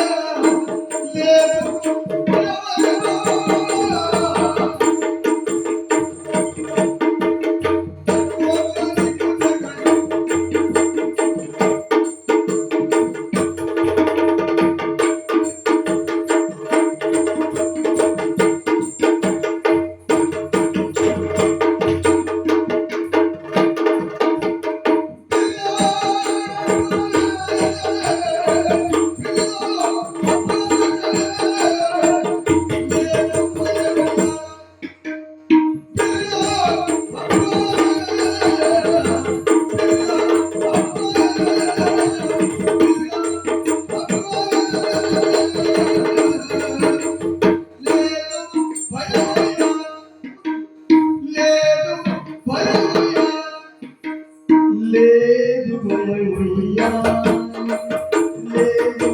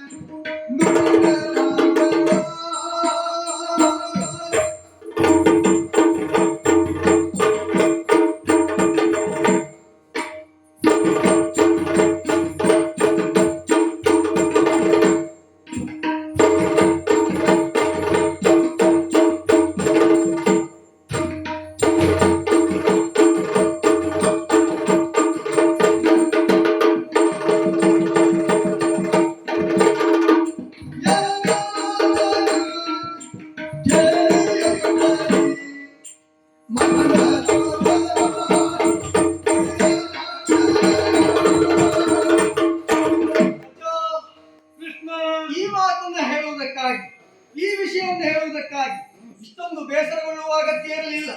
ನಾನೇನು ದುಃಖಿತನಾಗಿ ಹೇಳಿದ್ರೆ ಹ, ನೀನು ಹರ್ಷವನ್ನು ಸಂತೋಷವನ್ನು ವ್ಯಕ್ತಪಡಿಸಿದ್ದೀಯಲ್ಲ ದೇವ. ಖಂಡಿತವಾಗಿ ಹೌದು. ಹ, ಇದುವರೆಗೆ ಇಲ್ಲಿವರೆಗಾಗಿ ಬಂದವರಲ್ಲ, ಹ್ಮ್, ನಮ್ಮನ್ನ ಕೊಲ್ಲುವ ಸಂಚಿನಿಂದಲೇ ಬಂದವರು. ಹೌದು. ಅಲ್ಲ, ಅದೇ ಕಾರಣಕ್ಕಾಗಿ ಮಾವ ಕೌಸನಿಂದ ಕಳುಹಿಸಲ್ಪಟ್ಟವರು.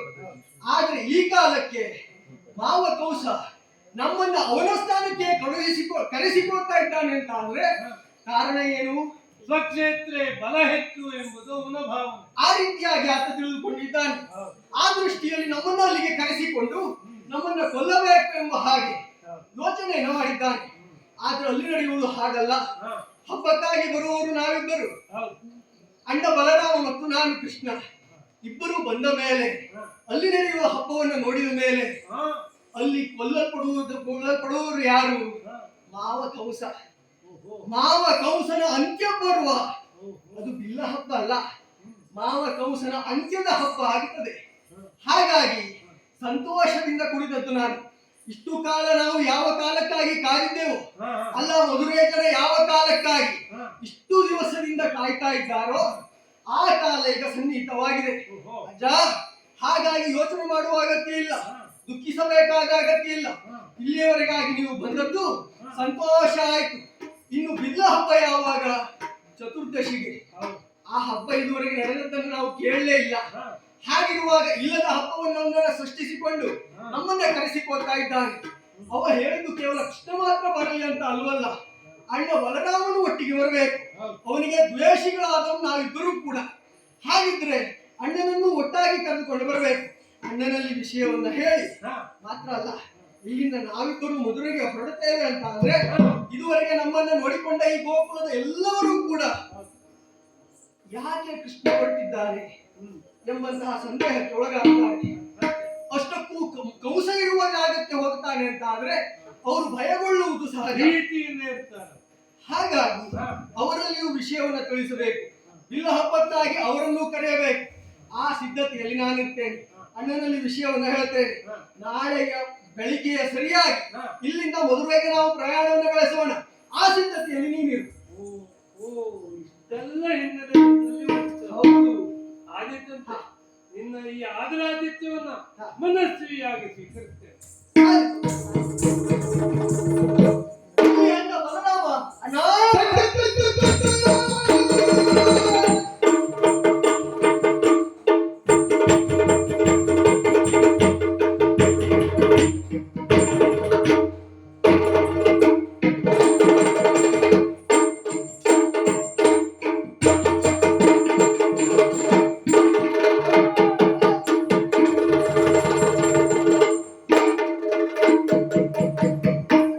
ಕೃಷ್ಣ, ಇಲ್ಲಿಯವರೆಗಾಗಿ ನಡೆದ ಘಟನೆ ನಿನಗೆ ಗೊತ್ತಿರಬಹುದು. ಅಜ್ಜ ಅಕ್ರೂರ ಮಧುರೆಯಿಂದ ಇಲ್ಲಿವರೆಗಾಗಿ ಬಂದವರು. ಬಂದಿದ್ದಾನೆ. ಹೇಳಿದ ವಿಷಯ ಬಿಲ್ಲ ಹಬ್ಬ. ಅದಕ್ಕಾಗಿ ಮಾವಕಂಸ ನಮ್ಮನ್ನ ಕರೆಸಿಕೊಳ್ತಾ ಇದ್ದಾನೆ. ಹಾಗಾದ್ರೆ ಆ ಬಿಲ್ಲ ಹಬ್ಬದ ವಿಷಯವನ್ನ ನಮ್ಮವರಿಗೆಲ್ಲ ತಿಳಿಸಬೇಕಲ್ಲ, ಅದಕ್ಕಾಗಿಯೇ ನಿನ್ನನ್ನು ಕರೆದದ್ದು. ಹೌದಾ?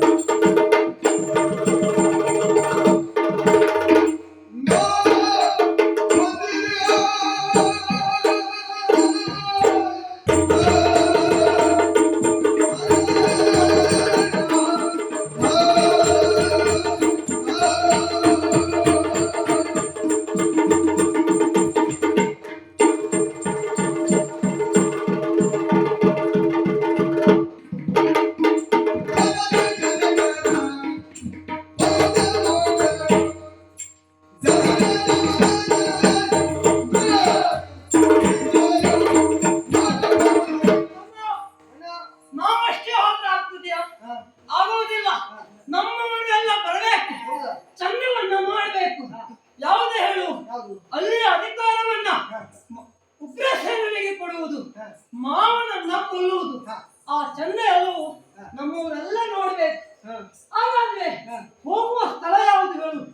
ಮಾವನ ಸ್ಥಳ ಅಲ್ಲ, ಇವರೆಲ್ಲ ನೀನ್ ನೋಡ್ಬೇಕು ಅಂತ ಹೇಳ್ತೀವಿ, ಇವ್ರನ್ನೆಲ್ಲ ಕರ್ಕೊಂಡು ಹೋಗೋ ಸಮಸ್ಯೆ ಆಗುದಿಲ್ಲ.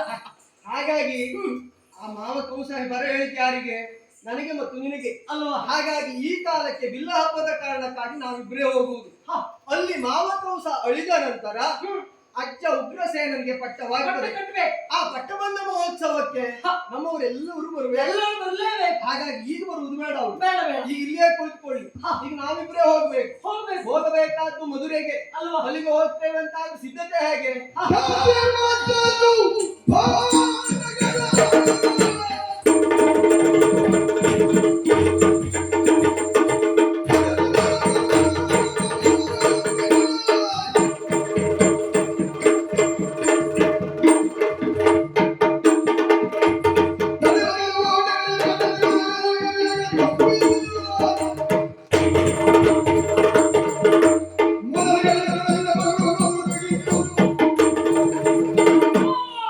ನಮಗೆ ವೈರಿ, ಅಲ್ಲಿಯ ಅನ್ನಹಾರ ವಿಷಕ್ಕೆ ಸಮಾನ ಅಂತ ಹೇಳ್ತಾರೆ. ಹಾಗಾಗಿ ನಮಗೆ ಬೇಕಾಗಿರುವುದು ಹಾಲು, ಮೊಸರು, ಬೆಣ್ಣೆ ಇತ್ಯಾದಿಗಳನ್ನ ರಥದಲ್ಲಿ ಸಿದ್ಧಪಡಿಸ್ತೇನೆ. ಹೇಳು ಹೊರಡುವ. ಹಾಗೆ ಹೋಗ್ಲಿಕ್ಕೆ ಆಗುದಿಲ್ಲ. ಅಜ್ಜ ಒಕ್ರೂರ ಬಂದವನಿದ್ದಾನೆ, ಹೌದು, ಅವನನ್ನು ಒಡಗೂಡಿಕೊಂಡೇ ಹೋಗ್ಬೇಕು. ಹೌದಾ? ಈಗಲ್ಲ, ನಾಳೆ ಬೆಳಿಗ್ಗೆಗೆ ಸರಿಯಾಗಿ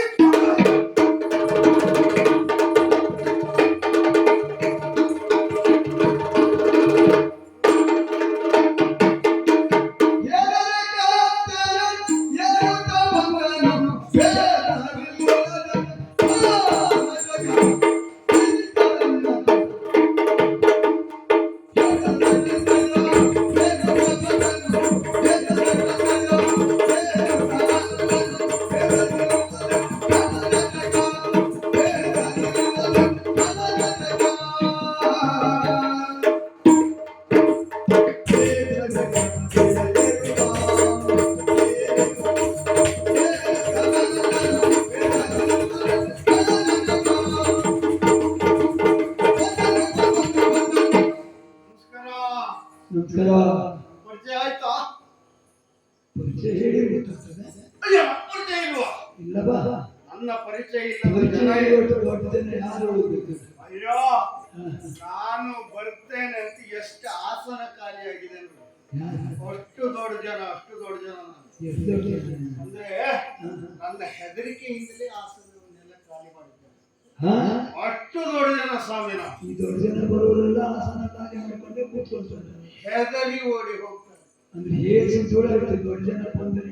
ಹೇಸಿ ಏಸಿ ಓಡಿದ್ದಾರೆ, ಹೆದರಿ ಓಡಿದ್ದಾರೆ. ದೊಡ್ಡ ಜನ ತೊಳ್ಳಿದ್ರೆ ಸಾಕು, ಅವ್ರು ಬ್ಯಾಗ್ ಅಂತೆಲ್ಲ ಮಾಡ್ತಾರೆ. ಅಂದ್ರೆ ಸರಿಯಾದ ಜನರಿಗೆ ಸರಿಯಾದನ್ನೇ ಮಾಡ್ತೇನೆ. ಯಾರಾದರೂ ಹೆಚ್ಚು ಕಡಿಮೆ ಮಾತಾಡಿದರು ಅಂತ ನೀವು ಕೈ ಮೇಲೆ ಹಾಕಿದಾಗೆ ನಂದು ಮೇಲೆ ಹೋಗ್ತದೆ. ನೀವು ಕೈ ಮೇಲೆ ಏರಿಸಿದ್ರಲ್ಲ, ಹಾಗೆ ನಂದು ಕೈ ಮೇಲೆ ಹೋಗ್ತದೆ. ಸ್ವಾಮಿ ಹಾ, ನನ್ನ ಪರಿಚಯ ಇಲ್ಲದ ಜನ ಇಲ್ಲ, ಹಾ. ಕಾಕೆ ಕೂಡದೆ ಹೋದ ಮರ ಇಲ್ಲ, ಕುಡುಕ ತಿರುಗದೆ ಹೋದ ಗೋಣಿ ಇಲ್ಲ. ಗೊತ್ತುಂಟ ಸ್ವಾಮಿ? ಅಷ್ಟು ದೊಡ್ಡ ಜನ, ಅಷ್ಟು ದೊಡ್ಡ ಜನ. ಹಾಗೆ ಹುಡುಗ ಮರ ನಾನು ನೋಡಿಲ್ಲ, ಹಾ, ಹುಡುಗರು ಹೋಗ್ಬೇಕು ಓಣಿ ಇಲ್ಲ ನೋಡಿದ್ದೀನಿ. ನೋಡಿದಿರಾ? ನೋಡಿ ಪರಿಚಯ ಉಂಟಾ? ಅವ್ರಿಗೆ ಕಂಡಲ್ಲ. ಅಲ್ಲ, ನೀವು ಜೊತೆಗೆ ಹೋಗ್ತಿದ್ರಾ ಯಾರು ಹುಡುಗನ ಜೊತೆಯಲ್ಲಿ? ಈಗ ನೋಡಿದವರೆಲ್ಲ ಹೋಗ್ತಾರೆ. ನೋಡಿದವರೆಲ್ಲ ಹೋಗ್ತಾರೆ ಅಂತ, ಹೋಗುವವರನ್ನು ನೀವು ನೋಡಿದ್ದೀರಿ ಅಂತಂದ್ರೆ ಅವ್ರು ಎಲ್ಲೆಲ್ಲಿ ಹೋಗ್ತಾರೆ ಅಂತ ನೀವು ಹೋಗ್ತೀರಿ ಅಂತ ನಿಮಗೂ ಆ ಅಭ್ಯಾಸ ಉಂಟು ಅಂತ. ಈಗ ನೋಡಿದವರೆಲ್ಲ ಅಂತವ್ರವರೇ ತಿಳ್ಕೊಳ್ಳುದು. ಹಾಗಲ್ಲಪ್ಪ ಸ್ವಾಮಿ, ನಿಮ್ಮ ಬಗ್ಗೆ ಹಾಗೆ ಹೇಳಿದ್ರೆ ಜನ ಒಪ್ಪುವುದಿಲ್ಲ. ಹಾಗಲ್ಲ ಸ್ವಾಮಿ, ನಾನು ಮಡಿವಾಳ ನಾಗಣ್ಣ ಅಂತಂದ. ಮುಡಿವಾಳ ನಾಗಣ್ಣ ಅಂತಂದಲ್ಲ ಓ ಸ್ವಾಮಿ. ಸಣ್ಣ ಪುಟ್ಟ ಜನರ ಬಟ್ಟೆಯನ್ನು ತೊಳೆಯುವುದು ಅಗಸರು, ಹಾ, ನಾನು ಹಾಗಲ್ಲ, ಹಾ, ಮಡಿವಾಳ. ಹಾ. ಈಗ ಕೆಲವರೆಲ್ಲ ಹೇಗೆ ಕರೆಯುವುದಕ್ಕೆ ಪ್ರಾರಂಭ ಮಾಡಿದ್ದಾರೆ ಗೊತ್ತುಂಟ? ಹಾ. ಮಡಿವಾಳರೇ ನಮಸ್ಕಾರ, ಮಡಿವಾಳರೇ ನಮಸ್ಕಾರ. ರೇ ಗೊತ್ತಾಗ ಯಾಕೆ ಗೊತ್ತುಂಟ ಸ್ವಾಮಿ? ಯಾಕೆ? ಮೊದಲು ನಾನು ಉಳಿದವರ ಹಾಗೆ ಹಾ, ಎಲ್ಲವರ ಬಟ್ಟೆಯನ್ನು ತೊಳಿತಾ ಇದ್ದೆ. ಹಾ, ಆಮೇಲೆ ನನಗೆ ಮಹಾರಾಜರಿಂದ ಕರೆ ಬಂತು. ಹಾ, ಹಾಗಾಗಿ ಅದರ ನಂತರ ಮಹಾರಾಜರ ಬಟ್ಟೆಯನ್ನು ಮಾತ್ರ ಮಡಿ ಮಾಡುವುದು. ಸ್ವಾಮಿ, ನಾವು ಸಣ್ಣ ಜನ ಅಂತ ನೀವು ಭಾವಿಸುವುದು ಬೇಡ. ಹಿಂದೆ ಬ್ರಾಹ್ಮಣ ಹೊಂಡದಲ್ಲಿ ಹಿಂದೆ ಬ್ರಹ್ಮ ಏನು ಮಾಡಿದ ಗೊತ್ತುಂಟ? ಗೊತ್ತಿಲ್ಲ. ಇಂಥವರಿಗೆ ಇಂತಹ ಉದ್ಯೋಗ, ಇಂಥವರಿಗೆ ಇಂತಹ ಉದ್ಯೋಗ ಎನ್ನುವುದಾಗಿ ತಾಳೆಯ ಗರಿಯಲ್ಲಿ ಬರೆದಿಟ್ಟ ಇವ ಪುಷ್ಪಕ ವಿಮಾನವೇರಿ ತೀರ್ಥಯಾತ್ರೆಗೆ ಹೊರಟ. ಹಾಗೆ ಅವ ತಿರುಗಿ ಬಂದು ನೋಡ್ತಾನೆ, ಕೆಳಗಡೆ ಇರುವಂತಹ ತಾಳೆ ಗಡಿಯಲ್ಲಿ ಗಡಿ ಅರಸರು ಅಂತ ಬರಲಿ. ಬಂದು ನೋಡ್ತಾನೆ, ಕೆಳಗಡೆ ರ ಅಕ್ಷರಕ್ಕೆ ಹೊರಲೆತಾಗಿ ಆ ರ ಇದು ಗ. ಅಲ್ಲಿಂದ ನಮ್ಮವರಿಗೆ ಅರಸರು ಹೋಗಿ ಅಗಸರು ಅಂತ. ಇಷ್ಟೆಲ್ಲ ಮಾಡಿ ಬ್ರಾಹ್ಮಣ ಅಲ್ಲ, ಆ, ಇಷ್ಟೆಲ್ಲ ಮಾಡೋ ಬ್ರಾಹ್ಮಣ ಅಲ್ಲ. ಹೌದು ಅವೆಲ್ಲ ಸೃಷ್ಟಿ ಮಾಡಿದವನು ಅವನೇ. ಹೌದು. ಯಾವ ಕೋನದಿಂದ ನಾನು ವಿಚಾರ ಮಾಡಿದರು ಅವರಿಗೂ ನಮಗೂ ಏನೂ ಕಡಿಮೆ ಇಲ್ಲ ಸ್ವಾಮಿ. ಅವರೇರುವಂತಹ ಆಸನ ಯಾವುದು? ಸಿಂಹಾಸನ. ಹೌದು. ನಾವೇರುವಂತಹ ಆಸನ ಯಾವುದು? ಶಿಲಾಸನ. ನೋಡಿ ಸ್ವಾಮಿ, ಅವರ ಸಿಂಹಾಸನದ ಮೇಲೆ ಬೆಳಗೊಡೆ ಇರ್ತದೆ, ನಮ್ಮ ಶಿಲಾಸನದ ಮೇಲೂ ಬೆಳಗೊಡೆ ಇರ್ತದೆ. ಅದಕ್ಕಾಗಿಯೇ ನಾವು ಏನು ಮಾಡ್ತೇವೆ? ತೊಳೆದ ಬಿಳಿಯಲಾದ ಬಟ್ಟೆಯನ್ನ ಮೇಲೆ ಕಟ್ಟಿಕೊಡುತ್ತೇವೆ, ಬಿಸಿಲು ಬರಬಾರದು ಎನ್ನುವುದಾಗಿ. ಈಗ ಅವರಿಗೂ ಇರುವುದು ಅದೇ ಅಲ್ಲವ, ನಮಗೂ ಇರುವುದು ಅದೇ. ನೋಡಿ ಸ್ವಾಮಿ, ಅವರ ಆಸನಕ್ಕೆ ಎಷ್ಟು ಜನ ಬಾಯಿ ಬಿಡುತ್ತಾರೆ, ಕೈ ಹಾಕ್ತಾರೆ. ಇವರು ಎಷ್ಟೊತ್ತಿಗೆ ಎದ್ದು ಹೋಗ್ತಾರೆ, ನಾವು ಕೂತ್ಕೊಳ್ತೇವೆ ಅಂತ ನೋಡ್ತಾರೆ. ಈಗ ಪ್ರಸ್ತುತ ನೋಡ್ತಾ ಇಲ್ವಾ ಸ್ವಾಮಿ? ನನ್ನನ್ನು ಕಂಡ್ರೆ ಅವರಿಗಾಗುವುದಿಲ್ಲ, ಅವರನ್ನು ಕಂಡ್ರೆ ಇವರಿಗಾಗುವುದಿಲ್ಲ. ಯಾವಾಗ ನನಗೆ ಆಸನ ಸಿಗ್ತದೆ, ಅವ್ರು ಯಾವಾಗ ಹೋಗ್ತಾರೆ ಅಂತಲೇ ತೀರ್ಮಾನ ಮಾಡುವುದು ಬಹಳ ಮಂದಿ ಇದ್ದಾರೆ. ನಮ್ಮಲ್ಲ ಹಾಗಿಲ್ಲಪ್ಪ. ನೋಡಿ ಸ್ವಾಮಿ, ಮಳೆ ಬರ್ಲಿ, ಮಳೆ ಬರ್ಲಿ, ಸಮುದ್ರವೇ ಉಕ್ಕೇರಿ ಬರ್ಲಿ, ನಮ್ಮ ಆಸನ ಎಲ್ಲುಂಟೋ ಅಲ್ಲೇ ಅಷ್ಟೇ ಗಟ್ಟಿಯಾಗಿ ಇರ್ತದೆ ಸ್ವಾಮಿ. ಶಿಲಾಸನ ಸ್ವಾಮಿ. ಆದರೆ ನಮ್ಮ ಪೃಷ್ಠಭಾಗವನ್ನು ಮಾತ್ರ ನೋಡೋದಕ್ಕಾಗುವುದಿಲ್ಲ. ಯಾಕೆ ಗೊತ್ತುಂಟು? ಬಿಸಿಲಿನಲ್ಲಿ ಕಾದಂತಹ ಶಿಲೆಯ ಮೇಲೆ ಕುಳಿತರೆ ಇನ್ನು ಏನಾಗ್ತದೆ? ಮಂಗನ ಪೃಷ್ಠಭಾಗ ನಮ್ಮ ಪೃಷ್ಠಭಾಗ ಎಲ್ಲ ಒಂದೇ ರೀತಿ ಆಗುತ್ತದೆ. ಹೌದು ಸ್ವಾಮಿ. ಆದರೆ ಮೊದಲು ನಮಗೆ ಏನಾಗ ಏನಾಗ ಅಂತ ಕರೀತಾ ಇತ್ತು, ಆಮೇಲೆ ನಾಗಣ್ಣ ಅಂತ ಕರೆಯೋದಕ್ಕೆ ಪ್ರಾರಂಭ ಮಾಡಿದ್ರು. ಈಗ ನಾಗಣ್ಣನವರೇ ಅಂತ ಕರೆಯೋದಕ್ಕೆ ಪ್ರಾರಂಭ ಮಾಡಿದ್ದಾರೆ. ಯಾಕೆ ಗೊತ್ತುಂಟು? ಮೊದಲು ನಮ್ಮಲ್ಲಿ ಏನೂ ಇಲ್ಲ ಆಗಿತ್ತು. ಈಗ ಕಂಸರ ಮಹಾರಾಜನ ಬಟ್ಟೆಯನ್ನ ಮಡಿ ಮಾಡ್ತಾ ಇದ್ನ ಇಲ್ವಾ, ನಮಗೆ ಇದಕ್ಕೇನು ಸಮಸ್ಯೆ ಇಲ್ಲ. ಚೊಕ್ಕ ಮಾಡುವುದಷ್ಟೇ ಅಲ್ಲ, ಮಹಾರಾಜರು ಹೆರಗೆ ಬರಬೇಕು ಅಂತಾದ್ರೂ ನಾ ಹೋಗ್ಬೇಕು.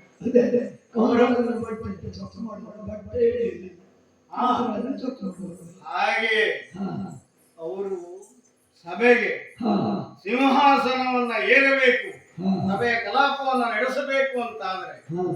ನಾವಿರಬೇಕಲ್ಲ. ಓಹೋ. ನಾವಿಲ್ಲ ಅಂತಂದ್ರೆ ಅವ್ರಿಗೆ ಹೆರಿಗೆ ಬರ್ಲಿಕ್ಕೆ ಆಗುದಿಲ್ಲ. ಸರಿ. ಯಾಕೆ ಮಡಿವಾಡಿದ ಬಟ್ಟೆಯನ್ನು ನಾವು ತೆಗೆದುಕೊಂಡು ಹೋಗಿ ಕೊಟ್ರೆ ಮಾತ್ರ ಅವರು ಧರಿಸಿಕೊಂಡು ಹೆರಿಗೆ ಬರ್ತಾರೆ. ಓಹೋ. ಹಾಗಾಗಿ ಸ್ವಾಮಿ ನಿಮ್ಮ ಹತ್ರ ಮಾತಾಡ್ತಾ ಇರುವುದಲ್ಲ, ನನಗೆ ಅಲ್ಲಿ ಹೋಗಬೇಕು, ಹಾ. ಅವರಿಗೆ ಬಟ್ಟೆಯನ್ನು ಕೊಡಬೇಕು.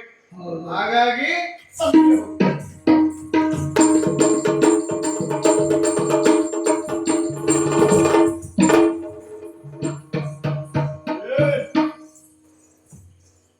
ಏನೋ ಏನೋ ಏನೋ ಬಂದು ಬಂದು ಬಂದು ಬಂದು ಬಂದು ನನಗೆ ಹಾಯ್ತಾ ಇದೆಯಲ್ಲ.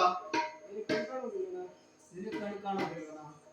ಹಾಯ್ಬೇಕು ಅಂತಿದ್ರೆ ಇಲ್ಲೇ ಆಗ್ಬೇಕು. ಎಲ್ಲಾರು ದೇವಸ್ಥಾನ ಜಾತ್ರೆ ಪಾರ್ಟಿ ಅಲ್ಲಿ ಹೋಗಿ ಹಾಯ. ಅದಕ್ಕಾಗಿ ಬಂದವರಲ್ಲ ನಾವು, ಮತ್ತೆ ದಾರಿಯಲ್ಲಿ ಬರ್ತಾ ಇದ್ದವ್ರು ನಾವು. ಹ್ಮ್ ನೀನು ನಾನು ದಾರಿಯಲ್ಲೇ ಬರ್ತಾ ಇದ್ದೇನೆ. ನೀನು ದಾರಿಯಲ್ಲಿ ಬರ್ತಾ ಇದ್ದವ, ನಾವು ಸರಿಯಾದ ಬದಿಯಲ್ಲಿ ಬಂದಿದ್ದೇವೆ, ನೀನು ತಪ್ಪು ಬದಿಯಲ್ಲಿ ಬಂದ. ಏನು ಮಾತಾಡ್ತಾ ಇದ್ದೀಯ? ಯಾರು ನೀನು? ಓ, ಅಗಸ ಅಲ್ವಾ? ಏ ಪುಣ್ಯಾತ್ಮ, ಏನು ನಿನ್ನ ಬಾಯಿಯಲ್ಲಿ ಹುಟ್ಟಿ ಕಿವಿಯಲ್ಲಿ ಹೆಗ್ಬಿಟ್ಟವನ? ಅಲ್ಲೋಪ ಅಗಸ ಅಂತ ಹೇಳಿಕ್ಕೆ ಅಗಸ ರೇ, ಮಡಿವಾಳ ರೇ, ಹಾಗೆ ಹೇಳ್ಬೇಕಾ? ಗೌರವವನ್ನು ಕೊಟ್ಟಬೇಕು. ಅಗಸರೇ, ಹ್ಮ್ ಅಗಸರ ಅಲ್ವಾ ನೀವು? ಹೌದು. ಸರಿ, ಏನೀಗ? ಈಗ ನೋಡು, ದಾರಿಯನ್ನ ಬಿಡು, ನನಗೆ ಮಹಾರಾಜರಲ್ಲಿ ಹೋಗ್ಬೇಕು. ನಿಮ್ಗೆ ದಾರಿ ನಾವು ಬಿಡ್ತೇವೆ, ನಮ್ಗೇನು ತೊಂದರೆ ಇಲ್ಲ. ಹೌದಾ ಹೌದಾ? ಇಷ್ಟೆಲ್ಲ ಕೇಳುವವರು ನೀವು ಯಾರು ಅಂತ ಗೊತ್ತಾಗಲಿಲ್ಲ. ನಾವೇನು ಗೊತ್ತಿಲ್ವಾ? ಯೋಚನೆ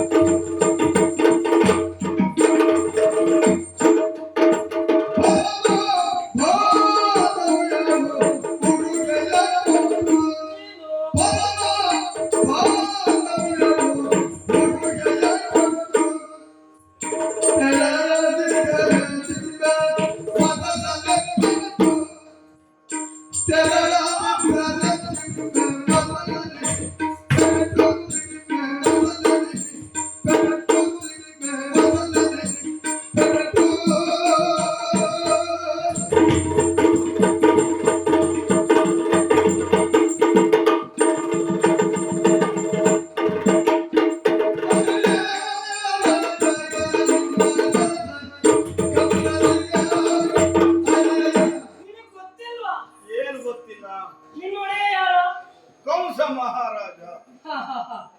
ಪರಮ ಬಾಂಧವ್ಯ ಉಂಟು ನಮಗೆ. ಯಾವುದಲ್ಲ ಅವ ಬೇರೆ ಯಾರು ಅಲ್ವಾ, ಮತ್ತೆ ನಮ್ಮ ಮಾವ. ಪಾಪಿ ಮಕ್ಕಳೇ, ಏನ ದೊಡ್ಡವರ ಹೆಸರು ಹೇಳಿ ಬಡವರು ಬೇಡಿ ತಿಂದ ಹಾಗೆ ಅವನ ಅಳಿಯಂದಿರು ಅಂತಂದ್ರೆ ನಾನು ಸುಮ್ಮನೆ ಬಿಡ್ತೇನೆ ಅಂತ. ಈಗ ಬೇರೆ ತಿನ್ನುವವ್ರು ಯಾರು, ನೀನ ನಾವು? ಸಣ್ಣವರ ಹೆಸರು ಹೇಳಿದ್ರೆ ಅಥವಾ ಇವನ ಯೋಗ್ಯತೆಗೆ ಒಂದು ಬಟ್ಟಲನ್ನ ತೆಗೆದುಕೊಂಡು ಬೇಡುವುದಕ್ಕೆ ಹೋದರೆ ಯಾರು ನಾಲ್ಕಾಣೆ ಹಾಕುವುದಿಲ್ಲ. ಅಂತವರ ಮಗ, ಇಂಥವರ ಅಳಿಯ ಅಂತ ಹೇಳಿದ್ರೆ ನಾಲ್ಕಾಣೆ ಹಾಕುವುದು, 1 ರೂಪಾಯಿಯನ್ನು ಹಾಕಬಹುದು ಎನ್ನುವಾಗಿ ನೀನು ತಿಳಿದುಕೊಂಡ್ರೆ ಇಷ್ಟಕ್ಕೆಲ್ಲ ನಾನು ಬಿಡುವವನ ಅಲ್ವೋ? ಅವನು ಅಳಿಯಂದಿರು ನಾವು. ಆದ್ರೆ ಏನೀಗ ಆ ಬಟ್ಟೆಯನ್ನು ಕೊಡ. ಹಬ್ಬಕ್ಕಾಗಿ ಬಂದವರು ನಾವು, ವಿಲಾಪ ಅಂತ ಇಲ್ಲಿ ಅದಕ್ಕಾಗಿ ಬಂದಿದ್ದೇವೆ. ಮಾವನ ಅಳಿಯಂದಿರಾಗಿ ಮಾವನ ಹಬ್ಬಕ್ಕೆ ಬಂದಾಗ ಈ ರೀತಿಯ ಬಟ್ಟೆಯನ್ನು ಅದು ಯಾವತ್ತು ತೊಳೆದ ಬಟ್ಟೆ ಓ ಮಹಾರಾಯ ಗೊತ್ತಿಲ್ಲ. ನೀವು ಬರುವಾಗ ಒಂದು ಹೊಳೆ, ಒಂದು ಹಳ್ಳ, ಒಂದು ಕೆರೆ, ಒಂದು ನದಿ, ಒಂದು ಕೊಳ್ಳ ಏನೂ ಸಿಗ್ಲಿಲ್ವೇನೋ ಪುಣ್ಯಾತ್ಮ? ಒಂದೊಂದಲ್ಲ ಸುಮಾರು ಸಿಕ್ಕಿತ್ತು. ಆದ್ರೆ ಆದಂತದ್ದು ಯಾರು ಸಿಗ್ಲಿಲ್ಲ. ನಿಮ್ಮ ಹಣೆ ಬಾರಕ್ಕೆ ಬಡತಾಯಿ ಮಕ್ಕಳೇ ಬೇರೆಯವರು ಕಾದು ಕೊಡಬೇಕಾ? ನೀ ಬಟ್ಟೆ ತೊಳೆದು ಯಾರದ್ದು? ಮಹಾರಾಜರದ್ದು. ಅವ್ರು ತೊಳಿಕೊಳ್ಳಿ ಬರುವುದಿಲ್ಲ.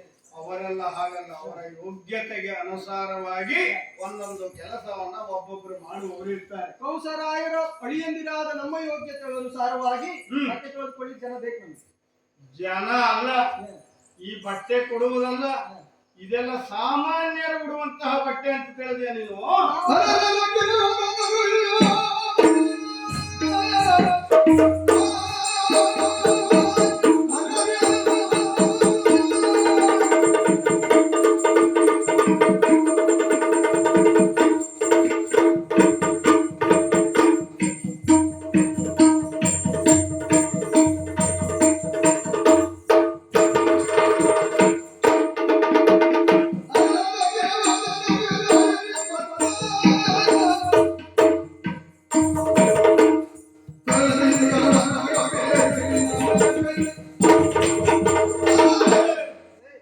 ನಿಮ್ಮಂತವರ ಉಡುವಂತಹ ಬಟ್ಟೆ ಇದಲ್ವ, ಅವರ ಒಂದು ಅಂಗಿಯನ್ನ ನೀವಿಬ್ರು ಸೇರಿ ಧರಿಸಬಹುದು. ಅವರು ಅಷ್ಟು ದೊಡ್ಡ ಜನ ಗೊತ್ತುಂಟ.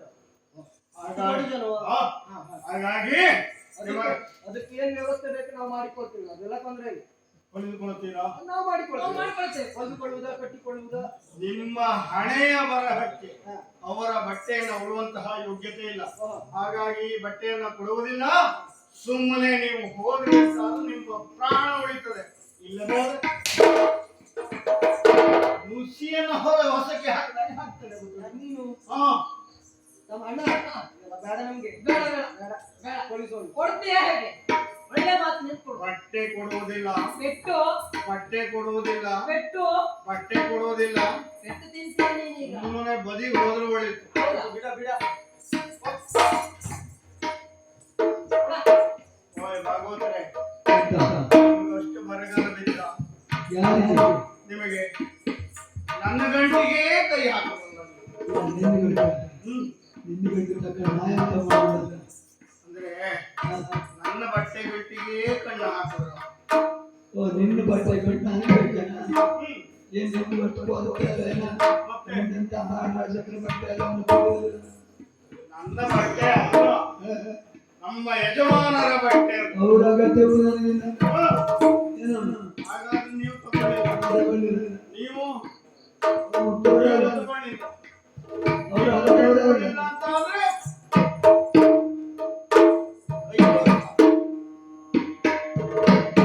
ಅಚ್ಚೆ ಕೈ, ಎರಡೂ ಕೈ ತೋರ್ಸ. ಬೇಡ, ಒಳ್ಳೆ ಮಾತನ್ನ ಹೇಳುತ್ತೇನೆ. ಬೇಡ, ಬಟ್ಟೆ ಕೊಡ, ಬಟ್ಟೆ ಕೊಡ. ಬಿಡುವುದಿಲ್ಲ.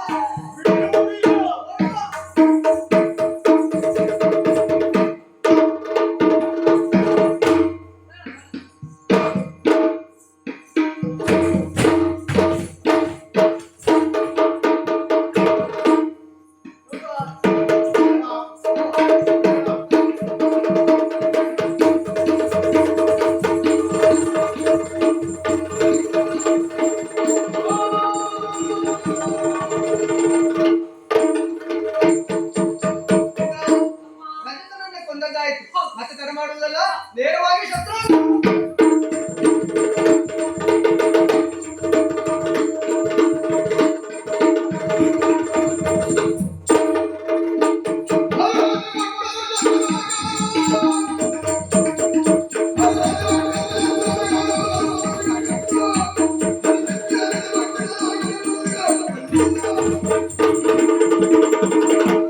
ಪ್ರವೇಶ ಮಾಡಿ ಬಿಲ್ಲ ಹಬ್ಬಕ್ಕೆ ಇಟ್ಟಂತಹ ಬಿಲ್ಲನ್ನು ಊರಿಗೆ ಹಾಕಿದ್ದಾಗಿದೆ. ಮತ್ತೆ ತಡ ಮಾಡುವುದಲ್ಲ, ನೇರವಾಗಿ ಮಾವಯ್ಯಲ್ಲಿದ್ದಾನೆ.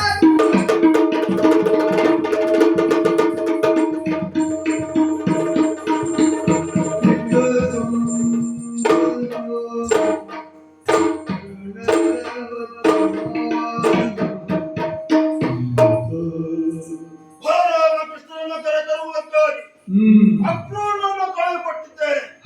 ನಿರೀಕ್ಷೆಯಿರುತ್ತೇನೆ, ನೋಡೋಣ. ಒಡೆಯೋ, ಒಡೆಯೋ, ಒಡೆಯೋ. ಯಾರದು? ನೀವು ದ್ವಾರಕೆಗೆ ಅಕ್ರೂರನನ್ನ ಕೃಷ್ಣ ಬಲರಾಮನನ್ನ ಕರೆದು ತರುವಾಗಿ ಕಳಿಸಿಕೊಟ್ಟಿದ್ದೀರಿ. ಹೌದು. ಆದರೆ ಅವನು ಕರೆದು ತಂದಿದ್ದಾನೆ. ಬಂದ್ರು? ಹೌದು. ಬರ್ಲಿ.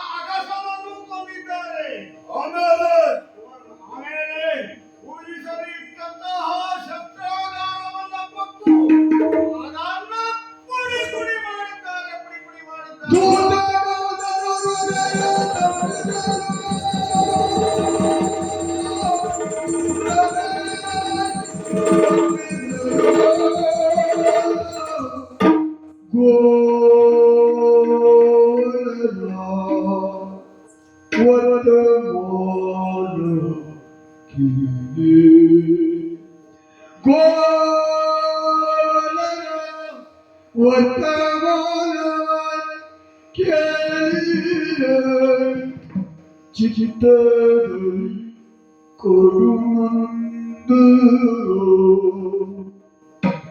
ಚಿತ್ತದಲ್ಲಿ ಕೊಡುವಂದು ವ್ಯರ್ಥ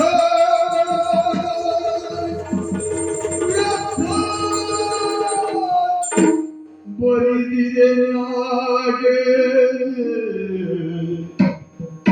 ವ್ಯರ್ಥ ವ್ಯರ್ಥ ವ್ಯರ್ಥ ಬರಿದಿದೆ ಬರಿದಿದೆ ಬರಿದಿದೆ ಹಾಗೆ ಶಿವ ಶಿವ ಉದ್ಭುತ ಅದ್ಭುತ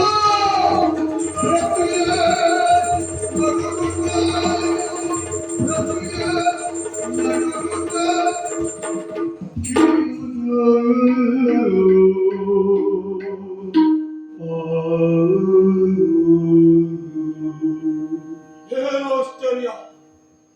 ಬಲರಾಮ ಕೃಷ್ಣರನ್ನು ಸಮರ್ಥಿಸಬೇಕು ಎಂಬ ಕಾರಣಕ್ಕಾಗಿ ಅವರನ್ನ ಕರೆತಂದೆ. ಆದರೆ ಬರುವಾಗ ಮಾಡುವಂತ ಒಂದೊಂದು ಕೃತಿಯನ್ನ ಕೇಳಕ್ಷಣ ಹೊರ ಸಿಡಿದೆ ಹರೆಗೆ ಉಳಿದಂತ ಅನುಭವ. ಒಮ್ಮೆಲೆ ಕಾಲ್ಪಾಟಕ ವಿಷ ಗಂಟಲಿಗೆ ಸುರಿದ ಅನುಭವ ಆಗ್ತಾ ಇದೆ. ಇದ್ದಕ್ಕಿದ್ದಾಗಿ ಹೃದಯ ತಲ್ಲಡಿತವಾಗ್ತಾ ಇದೆ. ಎಂಬ ಹಾಗೆ ಗೋಚರವಾಗ್ತಾ ಇದೆ. ಯಾಕೆ ಯಾಕೆ ಕಾರಣ ಇದೆ. ಅನುದಿನವೂ ಅನುಕ್ಷಣವೂ ಅವರನ್ನು ಮರ್ತಿಸಲೇಬೇಕು ಎಂಬ ಛಲದ ಯೋಚನೆ ಚಿತ್ತ ಭ್ರಮಣೆಯನ್ನು ಉಂಟು ಮಾಡಿದೆ. ಮನುಷ್ಯನಿಗೆ ಸರಿಯಾದ ಕಾಲದಲ್ಲಿ ಸರಿಯಾದದನ್ನು ಆಯ್ಕೆ ಮಾಡಿಕೊಂಡ್ರೆ ಚಿತ್ತ ವಿಕೋಪವಾಗುವುದಿಲ್ಲ. ನನ್ನ ಪಾಲಿವಾದದ್ದು ಅದೇ ಕಾಲ ಹೌದು. ಭಗವಾನ್ ಭಾಸ್ಕರನು ಪಶ್ಚಿಮಾಪುರಿಯನ್ನು ಪ್ರವೇಶಿಸಿದ್ದಾನೆ. ಈ ಹೊತ್ತಿನಲ್ಲಿ ಬೇಕಾದ್ದು ಯಾವುದು? ವಿಶ್ರಾಂತಿ, ನಿದ್ರೆ. ಏದು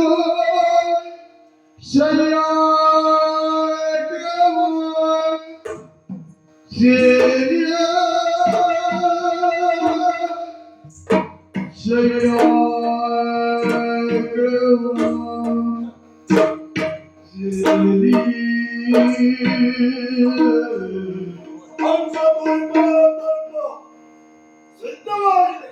ನನಗೆ ವಿಶ್ರಾಂತಿ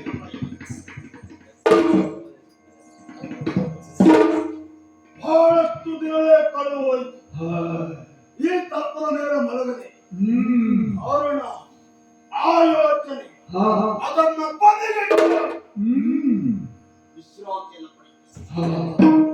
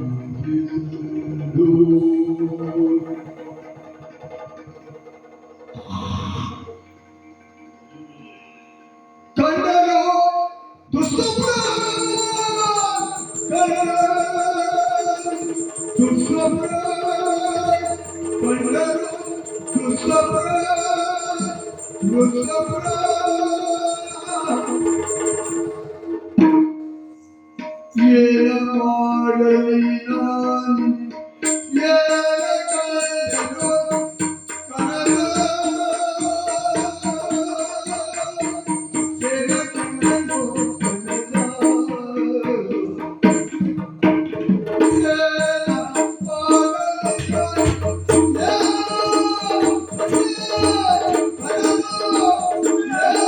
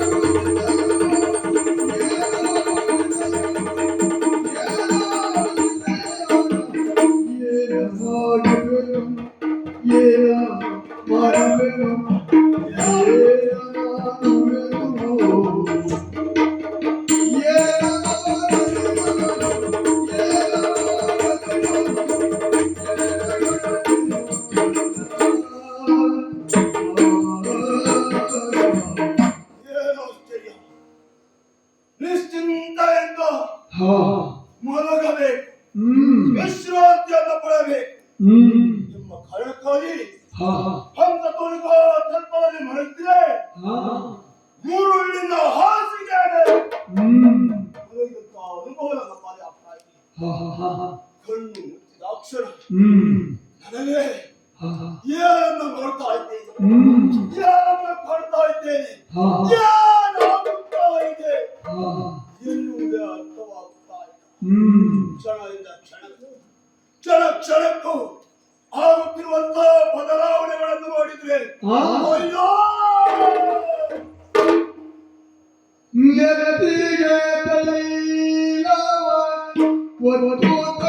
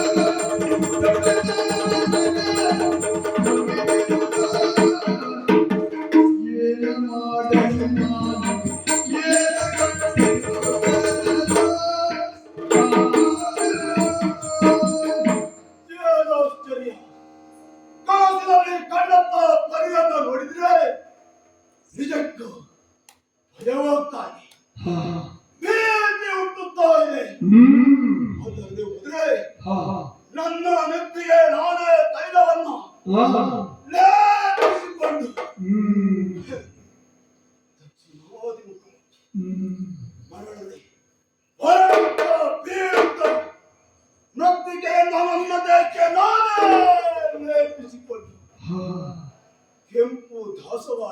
ಹಾ ಮಾರಾಟ ಧರಿಸಿ ಹಾ ಹೀನ ಪ್ರಾಣಿ ಹ್ಮ್ ಆ ಕತ್ತೆಯ ಮೇಲೇರಿ ಹಾ ದಕ್ಷಿಣಾಭಿಮುಖವಾಗಿ ಹ್ಮ್ ಸಾಗ್ತಾ ಇರುವಂತ ಕ್ರೂರ ಕ್ರೂರ ದೃಶ್ಯವನ್ನ ಕಾಣ್ತಾ ಇದ್ದೇನೆ. ಹಾ ಈ ರೀತಿಯಾಗಿ ಜೀವವಿರುವಾಗಲೇ ಹ್ಮ್ ಒಂದು ವ್ಯಕ್ತಿ ಹಾ ಅವನ ಪಾಲಲ್ಲಿ ಹ್ಮ್ ಅವನ ಜೀವನದಲ್ಲಿ ನೋಡಿದಂತಾದರೆ ಹಾ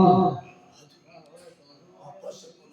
ಹ್ಮ್ ಅಂತ ಅಪಶಕುನದ ಕನಸನ್ನ ಹ್ಮ್ ನಾನು ಇವತ್ತು ನೋಡ್ತಾ ಇದ್ದೇನೆ, ಹಾ ಕಾಣ್ತಾ ಇದ್ದೇನೆ. ಹಾ ಈ ರೀತಿಯಾಗಿ ಕನಸು ಉರಿಯುವುದು ಒಂದೇ ದೀಪ ಉರಿಯುವುದು ಒಂದು ದೀಪ ಉರಿಯುವುದು ಒಂದು ದೀಪ ಉರಿಯುವುದು ಒಂದು ದೀಪ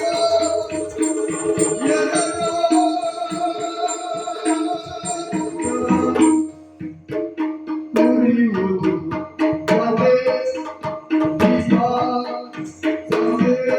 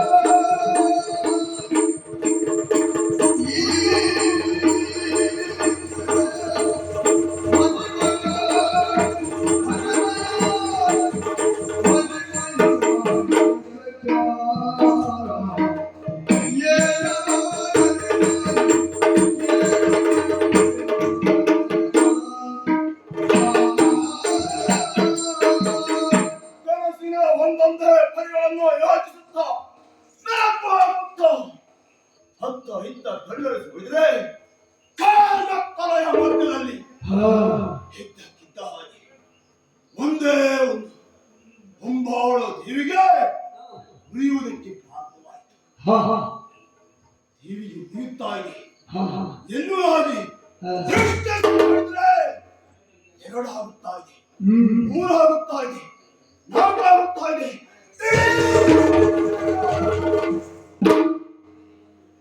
ಹೊಂಬಾಳ ದೇವಿಗೆ ಬೆಳಕಿನಿಂದ ಕಂಗೊಳಿಸುತ್ತಾ ಇದೆ. ಏನೇ ನಮ್ಮ ಈ ಮಧುರ ನಗರವೇ ಸುಟ್ಟ ಊರುವಂತ ಅನುಭವ ಕಾಣ್ತಾ ಇದ್ದೀನಿ, ನೋಡ್ತಾ ಇದ್ದೀನಿ. ಅರಮನೆಯ ಒಳಗೆ ಹೊರಗೆ ಎಲ್ಲೆಲ್ಲೂ ನೋಡಿದರು ಹರಿಮಯ.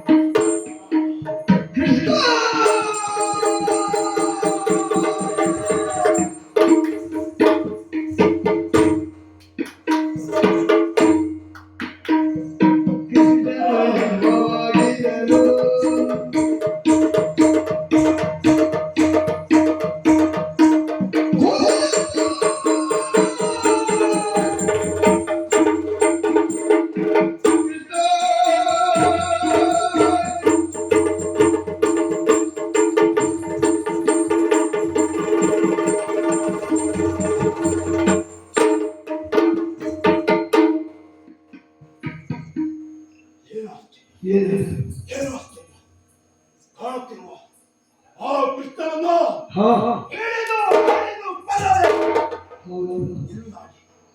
ಹಾಗೆ ಭಾತಿ ಈ ಮಧುರೆಯ ವಜ್ರದ ಕಂಬವನ್ನು ಹಾಕಿ ತಪ್ಪಿ ನನ್ನ ಕರವೇ ನೋವಾಗಿ ಬಿಟ್ರೆ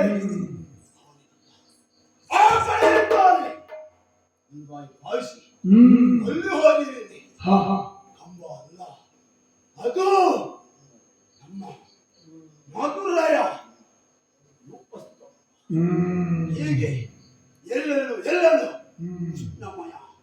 ಇದಕ್ಕೆ ಕಾರಣ ಚಿತ್ತಾದಿ ಕಲ್ಪ ನೋಡುವ. ತರಣಿ ಉದಯಿಸ ಭಕ್ತಿಭಾವತಿ ತರಣಿಯ ಉದಯಿಸ ಭಕ್ತಿಭಾವತಿ ಹರನ ಪೂಜಿಸಿಯೇ ಶಂಕರನ ಪೂಜಿಸಿಯೇ ಶಂಭೋ ಮಹಾದೇವ.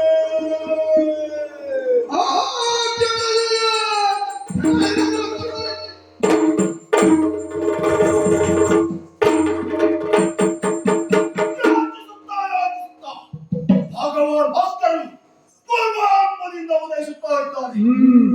ಆರಾಧ್ಯ ದೇವರಾದ ಪರಶುರನು ಮನಸ್ಸ ಧ್ಯಾನಿಸಿ ಪೂಜಿಸಿ ಅವನ ಪ್ರಸಾದವನ್ನು ಸ್ವೀಕರಿಸಿದ್ದಾನೆ. ಹೋಗಿ ಅವರನ್ನು ಕೊಯ್ದು ಕೊಂದು ಬಂದರು. ಅಂತ ಮಧುರೆ ಹೋಗಿದ್ದಾರೆ. ಇಲ್ಲಿ ಯಾರು ತಪ್ಪಿ ಬಂದ್ರೆ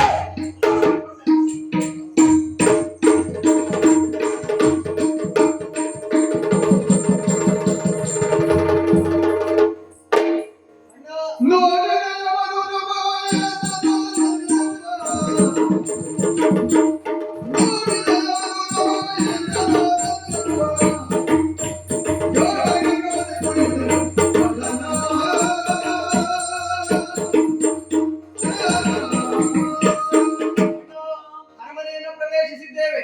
ಮಾವ ಕಂಸ ಸಿಂಹಾಸನವನ್ನು ಏರಿ ಕುಳಿತಿದ್ದಾರೆ. ಯಾರು ಕೃಷ್ಣ ಬಲರಾಮನನ್ನ ಕೊಂದು ಕೊಡ್ತಾರೋ ಅವರಿಗೆ ಅರ್ಧ ರಾಜ್ಯ ಕೊಡ್ತಾರಂತೆ. ಮಾವ ಕಂಸನನ್ನ ಕೊಂದವರಿಗೆ ಸಂಪೂರ್ಣ ರಾಜ್ಯವೇ ಅಲ್ವಾ? ಇಲ್ಲಿವರೆಗೆ ಬಂದಿದ್ದೇವೆ, ಇಲ್ಲೇ ನಿಲ್ಲುವುದಲ್ಲ. ಅವನ ತೊಡೆಯ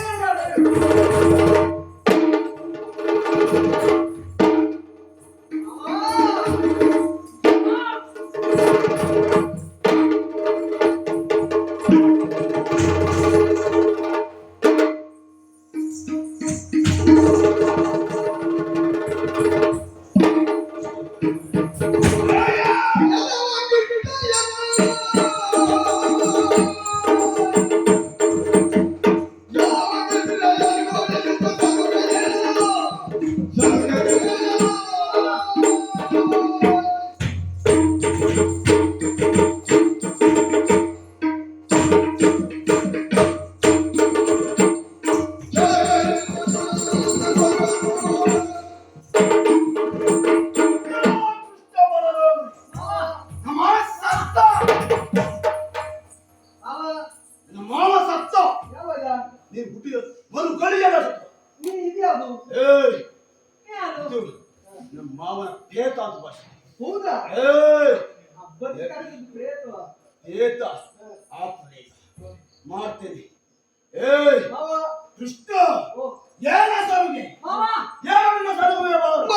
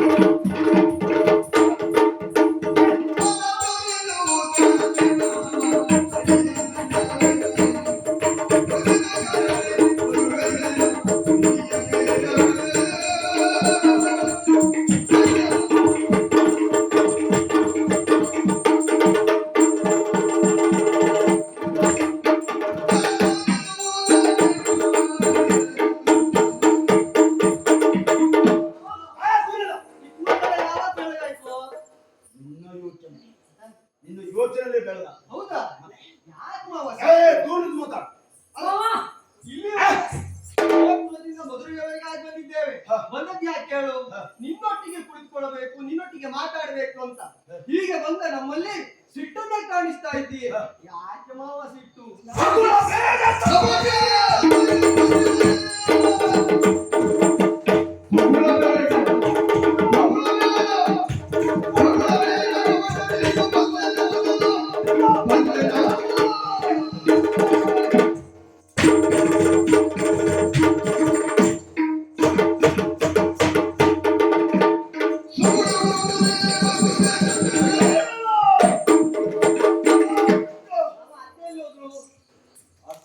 ಏನೇನು ಕಜ್ಜಾಯ ಮಾಡಿದ್ದಾರೆ ಹಬ್ಬಕ್ಕೆ?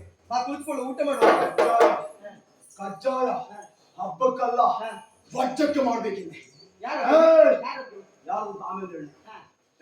ಊಟ ಮಾಡುವವರು ಯಾರು? ಊಟ ಮಾಡುವುದು ಯಾರು ಬರ್ತಾರೆ ನೋಡೋಣ. ನಾನು ಸಿದ್ಧರಾಗಿದ್ದೆ. ಏನ ಬಾಯಿ ಬಂದ ಮಾತಾಡ್ತಾನೆ. ಏನ ಏನ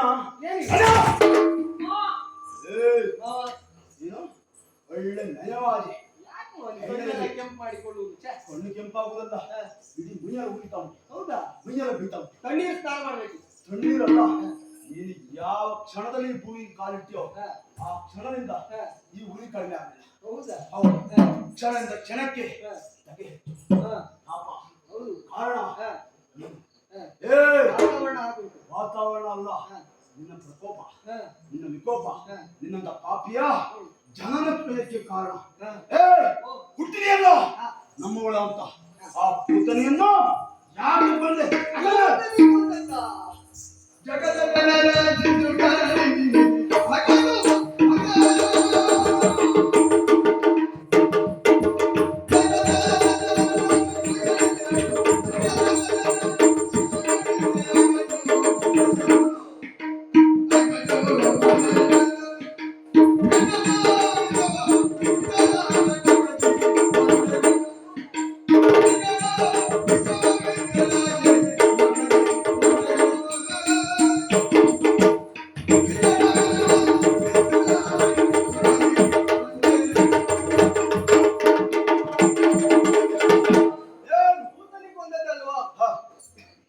ಜಗದ ಜನರ ಶಿಶುಗಳಿಗೆಲ್ಲ ಹಾಲನ್ನ ಇರುತ್ತಾ ಬಂದವಳು. ಆದ್ರೆ ಆ ಹಾಲನ್ನ ಕುಡಿದವರೆಲ್ಲ ಸತ್ತು ಬಿದ್ದರಂತೆ. ಆ ಕಾಲಕ್ಕೆ ನಾನು ಹಾಲನ್ನು ಕುಡಿಯುವುದಕ್ಕೆ ಹೋದವ. ಅವರಿಗೆಲ್ಲ ವಿಷದ ಹಾಲನ್ನು ಉಳಿಸಿದವಳ ಆದ್ದರಿಂದ ಅವರನ್ನ ಕೊಂದು ಕಳೆದಿದ್ದ. ವಿಷದ ಹಾಲನ್ನು ಉಳಿಸಿದ ಕಾರಣದಿಂದ ಅವಳನ್ನು ಕೊಂದಿದ್ದೆ. ಬಂದಿದ್ದೀಯ. ನಾನೇ ಕೊಂದ. ದೇವರ ಯಾಕೆ ಬಂದೆ? ಅದೆಲ್ಲ ವಿಷಯ ಬೇಕಾ ಈಗ? ಮಕರಮ್ಮ ಯಾಕೆ ಬಂದೆ? ಕಲಮಮ್ಮ ಯಾಕೆ ಬಂದೆ? ಸಕಟನಮ್ಮ ಯಾಕೆ ಬಂದೆ?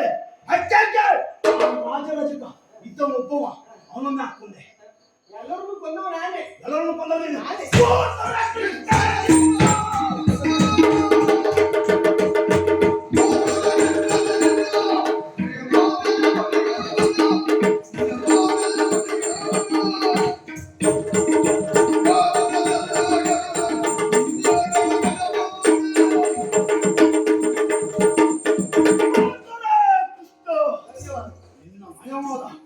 ಮಾತು, ನಿನ್ನ ಮೋಸ, ವಂಚನೆ, ಇದು ಯಾವುದನ್ನು ಗೊತ್ತಾಗುದಿಲ್ಲ ಅಂತ ಭಾವಿಸಿದ್ಯಾ?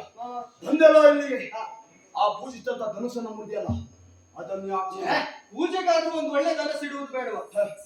ಇಷ್ಟು ಪೂಜೆಗೆಲ್ಲ ಹಳೆ ಧನಸ್ಸು ಇಟ್ಟಿದ್ದೀಯ, ನೋಡುವಂತ ಹೀಗೆ ಎತ್ತಿದಾಗ ಮುರಿದೋಯ್ತಾ? ಎಷ್ಟು ಹಳೆದಾದ್ರು ಎಷ್ಟು ಗಟ್ಟಿ ಕೂತುಂಟ.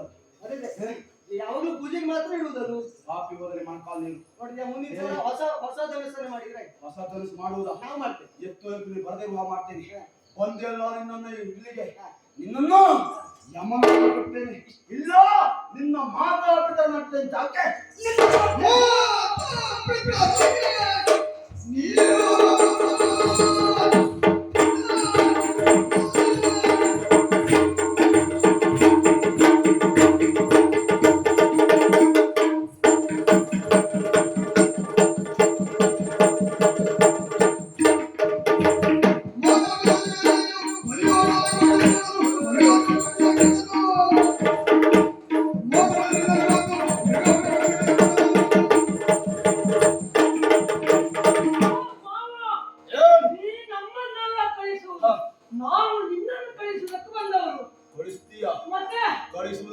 ಉಂಟಲ್ವಾ ಈ ಸಿಂಹಾಸನ ನಮ್ಮದು. ಯಾವ ಭಗವಂತ ನೋಡ್ತಾನೆ.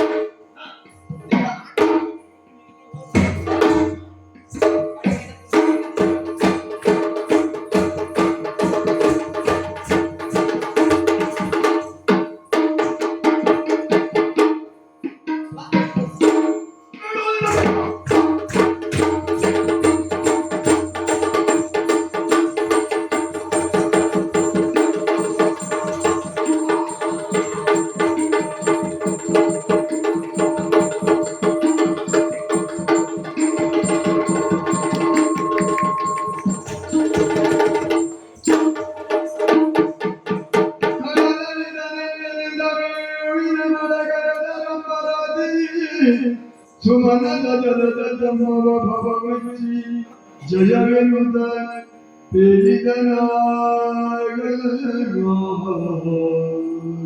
ಅಣ್ಣ ಮಾವ ಕೌಶಲನ್ನ ಕೊಂದದ್ದಾಯ್ತು. ಅಜ್ಜ ಉಗ್ರಸೇನನಿಗೆ ಇಲ್ಲಿಯ ಪಟ್ಟವನ್ನು ವಹಿಸಿಕೊಡಬೇಕು. ನಮ್ಮ ತಂದೆ ತಾಯಿಗಳನ್ನ ಸೆರೆಯಿಂದ ಬಿಡಿಸಬೇಕು. ಈ ಎಲ್ಲ ಕಾರ್ಯವನ್ನು ಮುಗಿಸಿದ ಬಳಿಕ ನಾವು ಇಲ್ಲಿ ನಿಲ್ಲೋದಲ್ಲ. ವಿದ್ಯಾಭ್ಯಾಸಕ್ಕಾಗಿ ತೆರಳೋಣ. ಹೇಳು.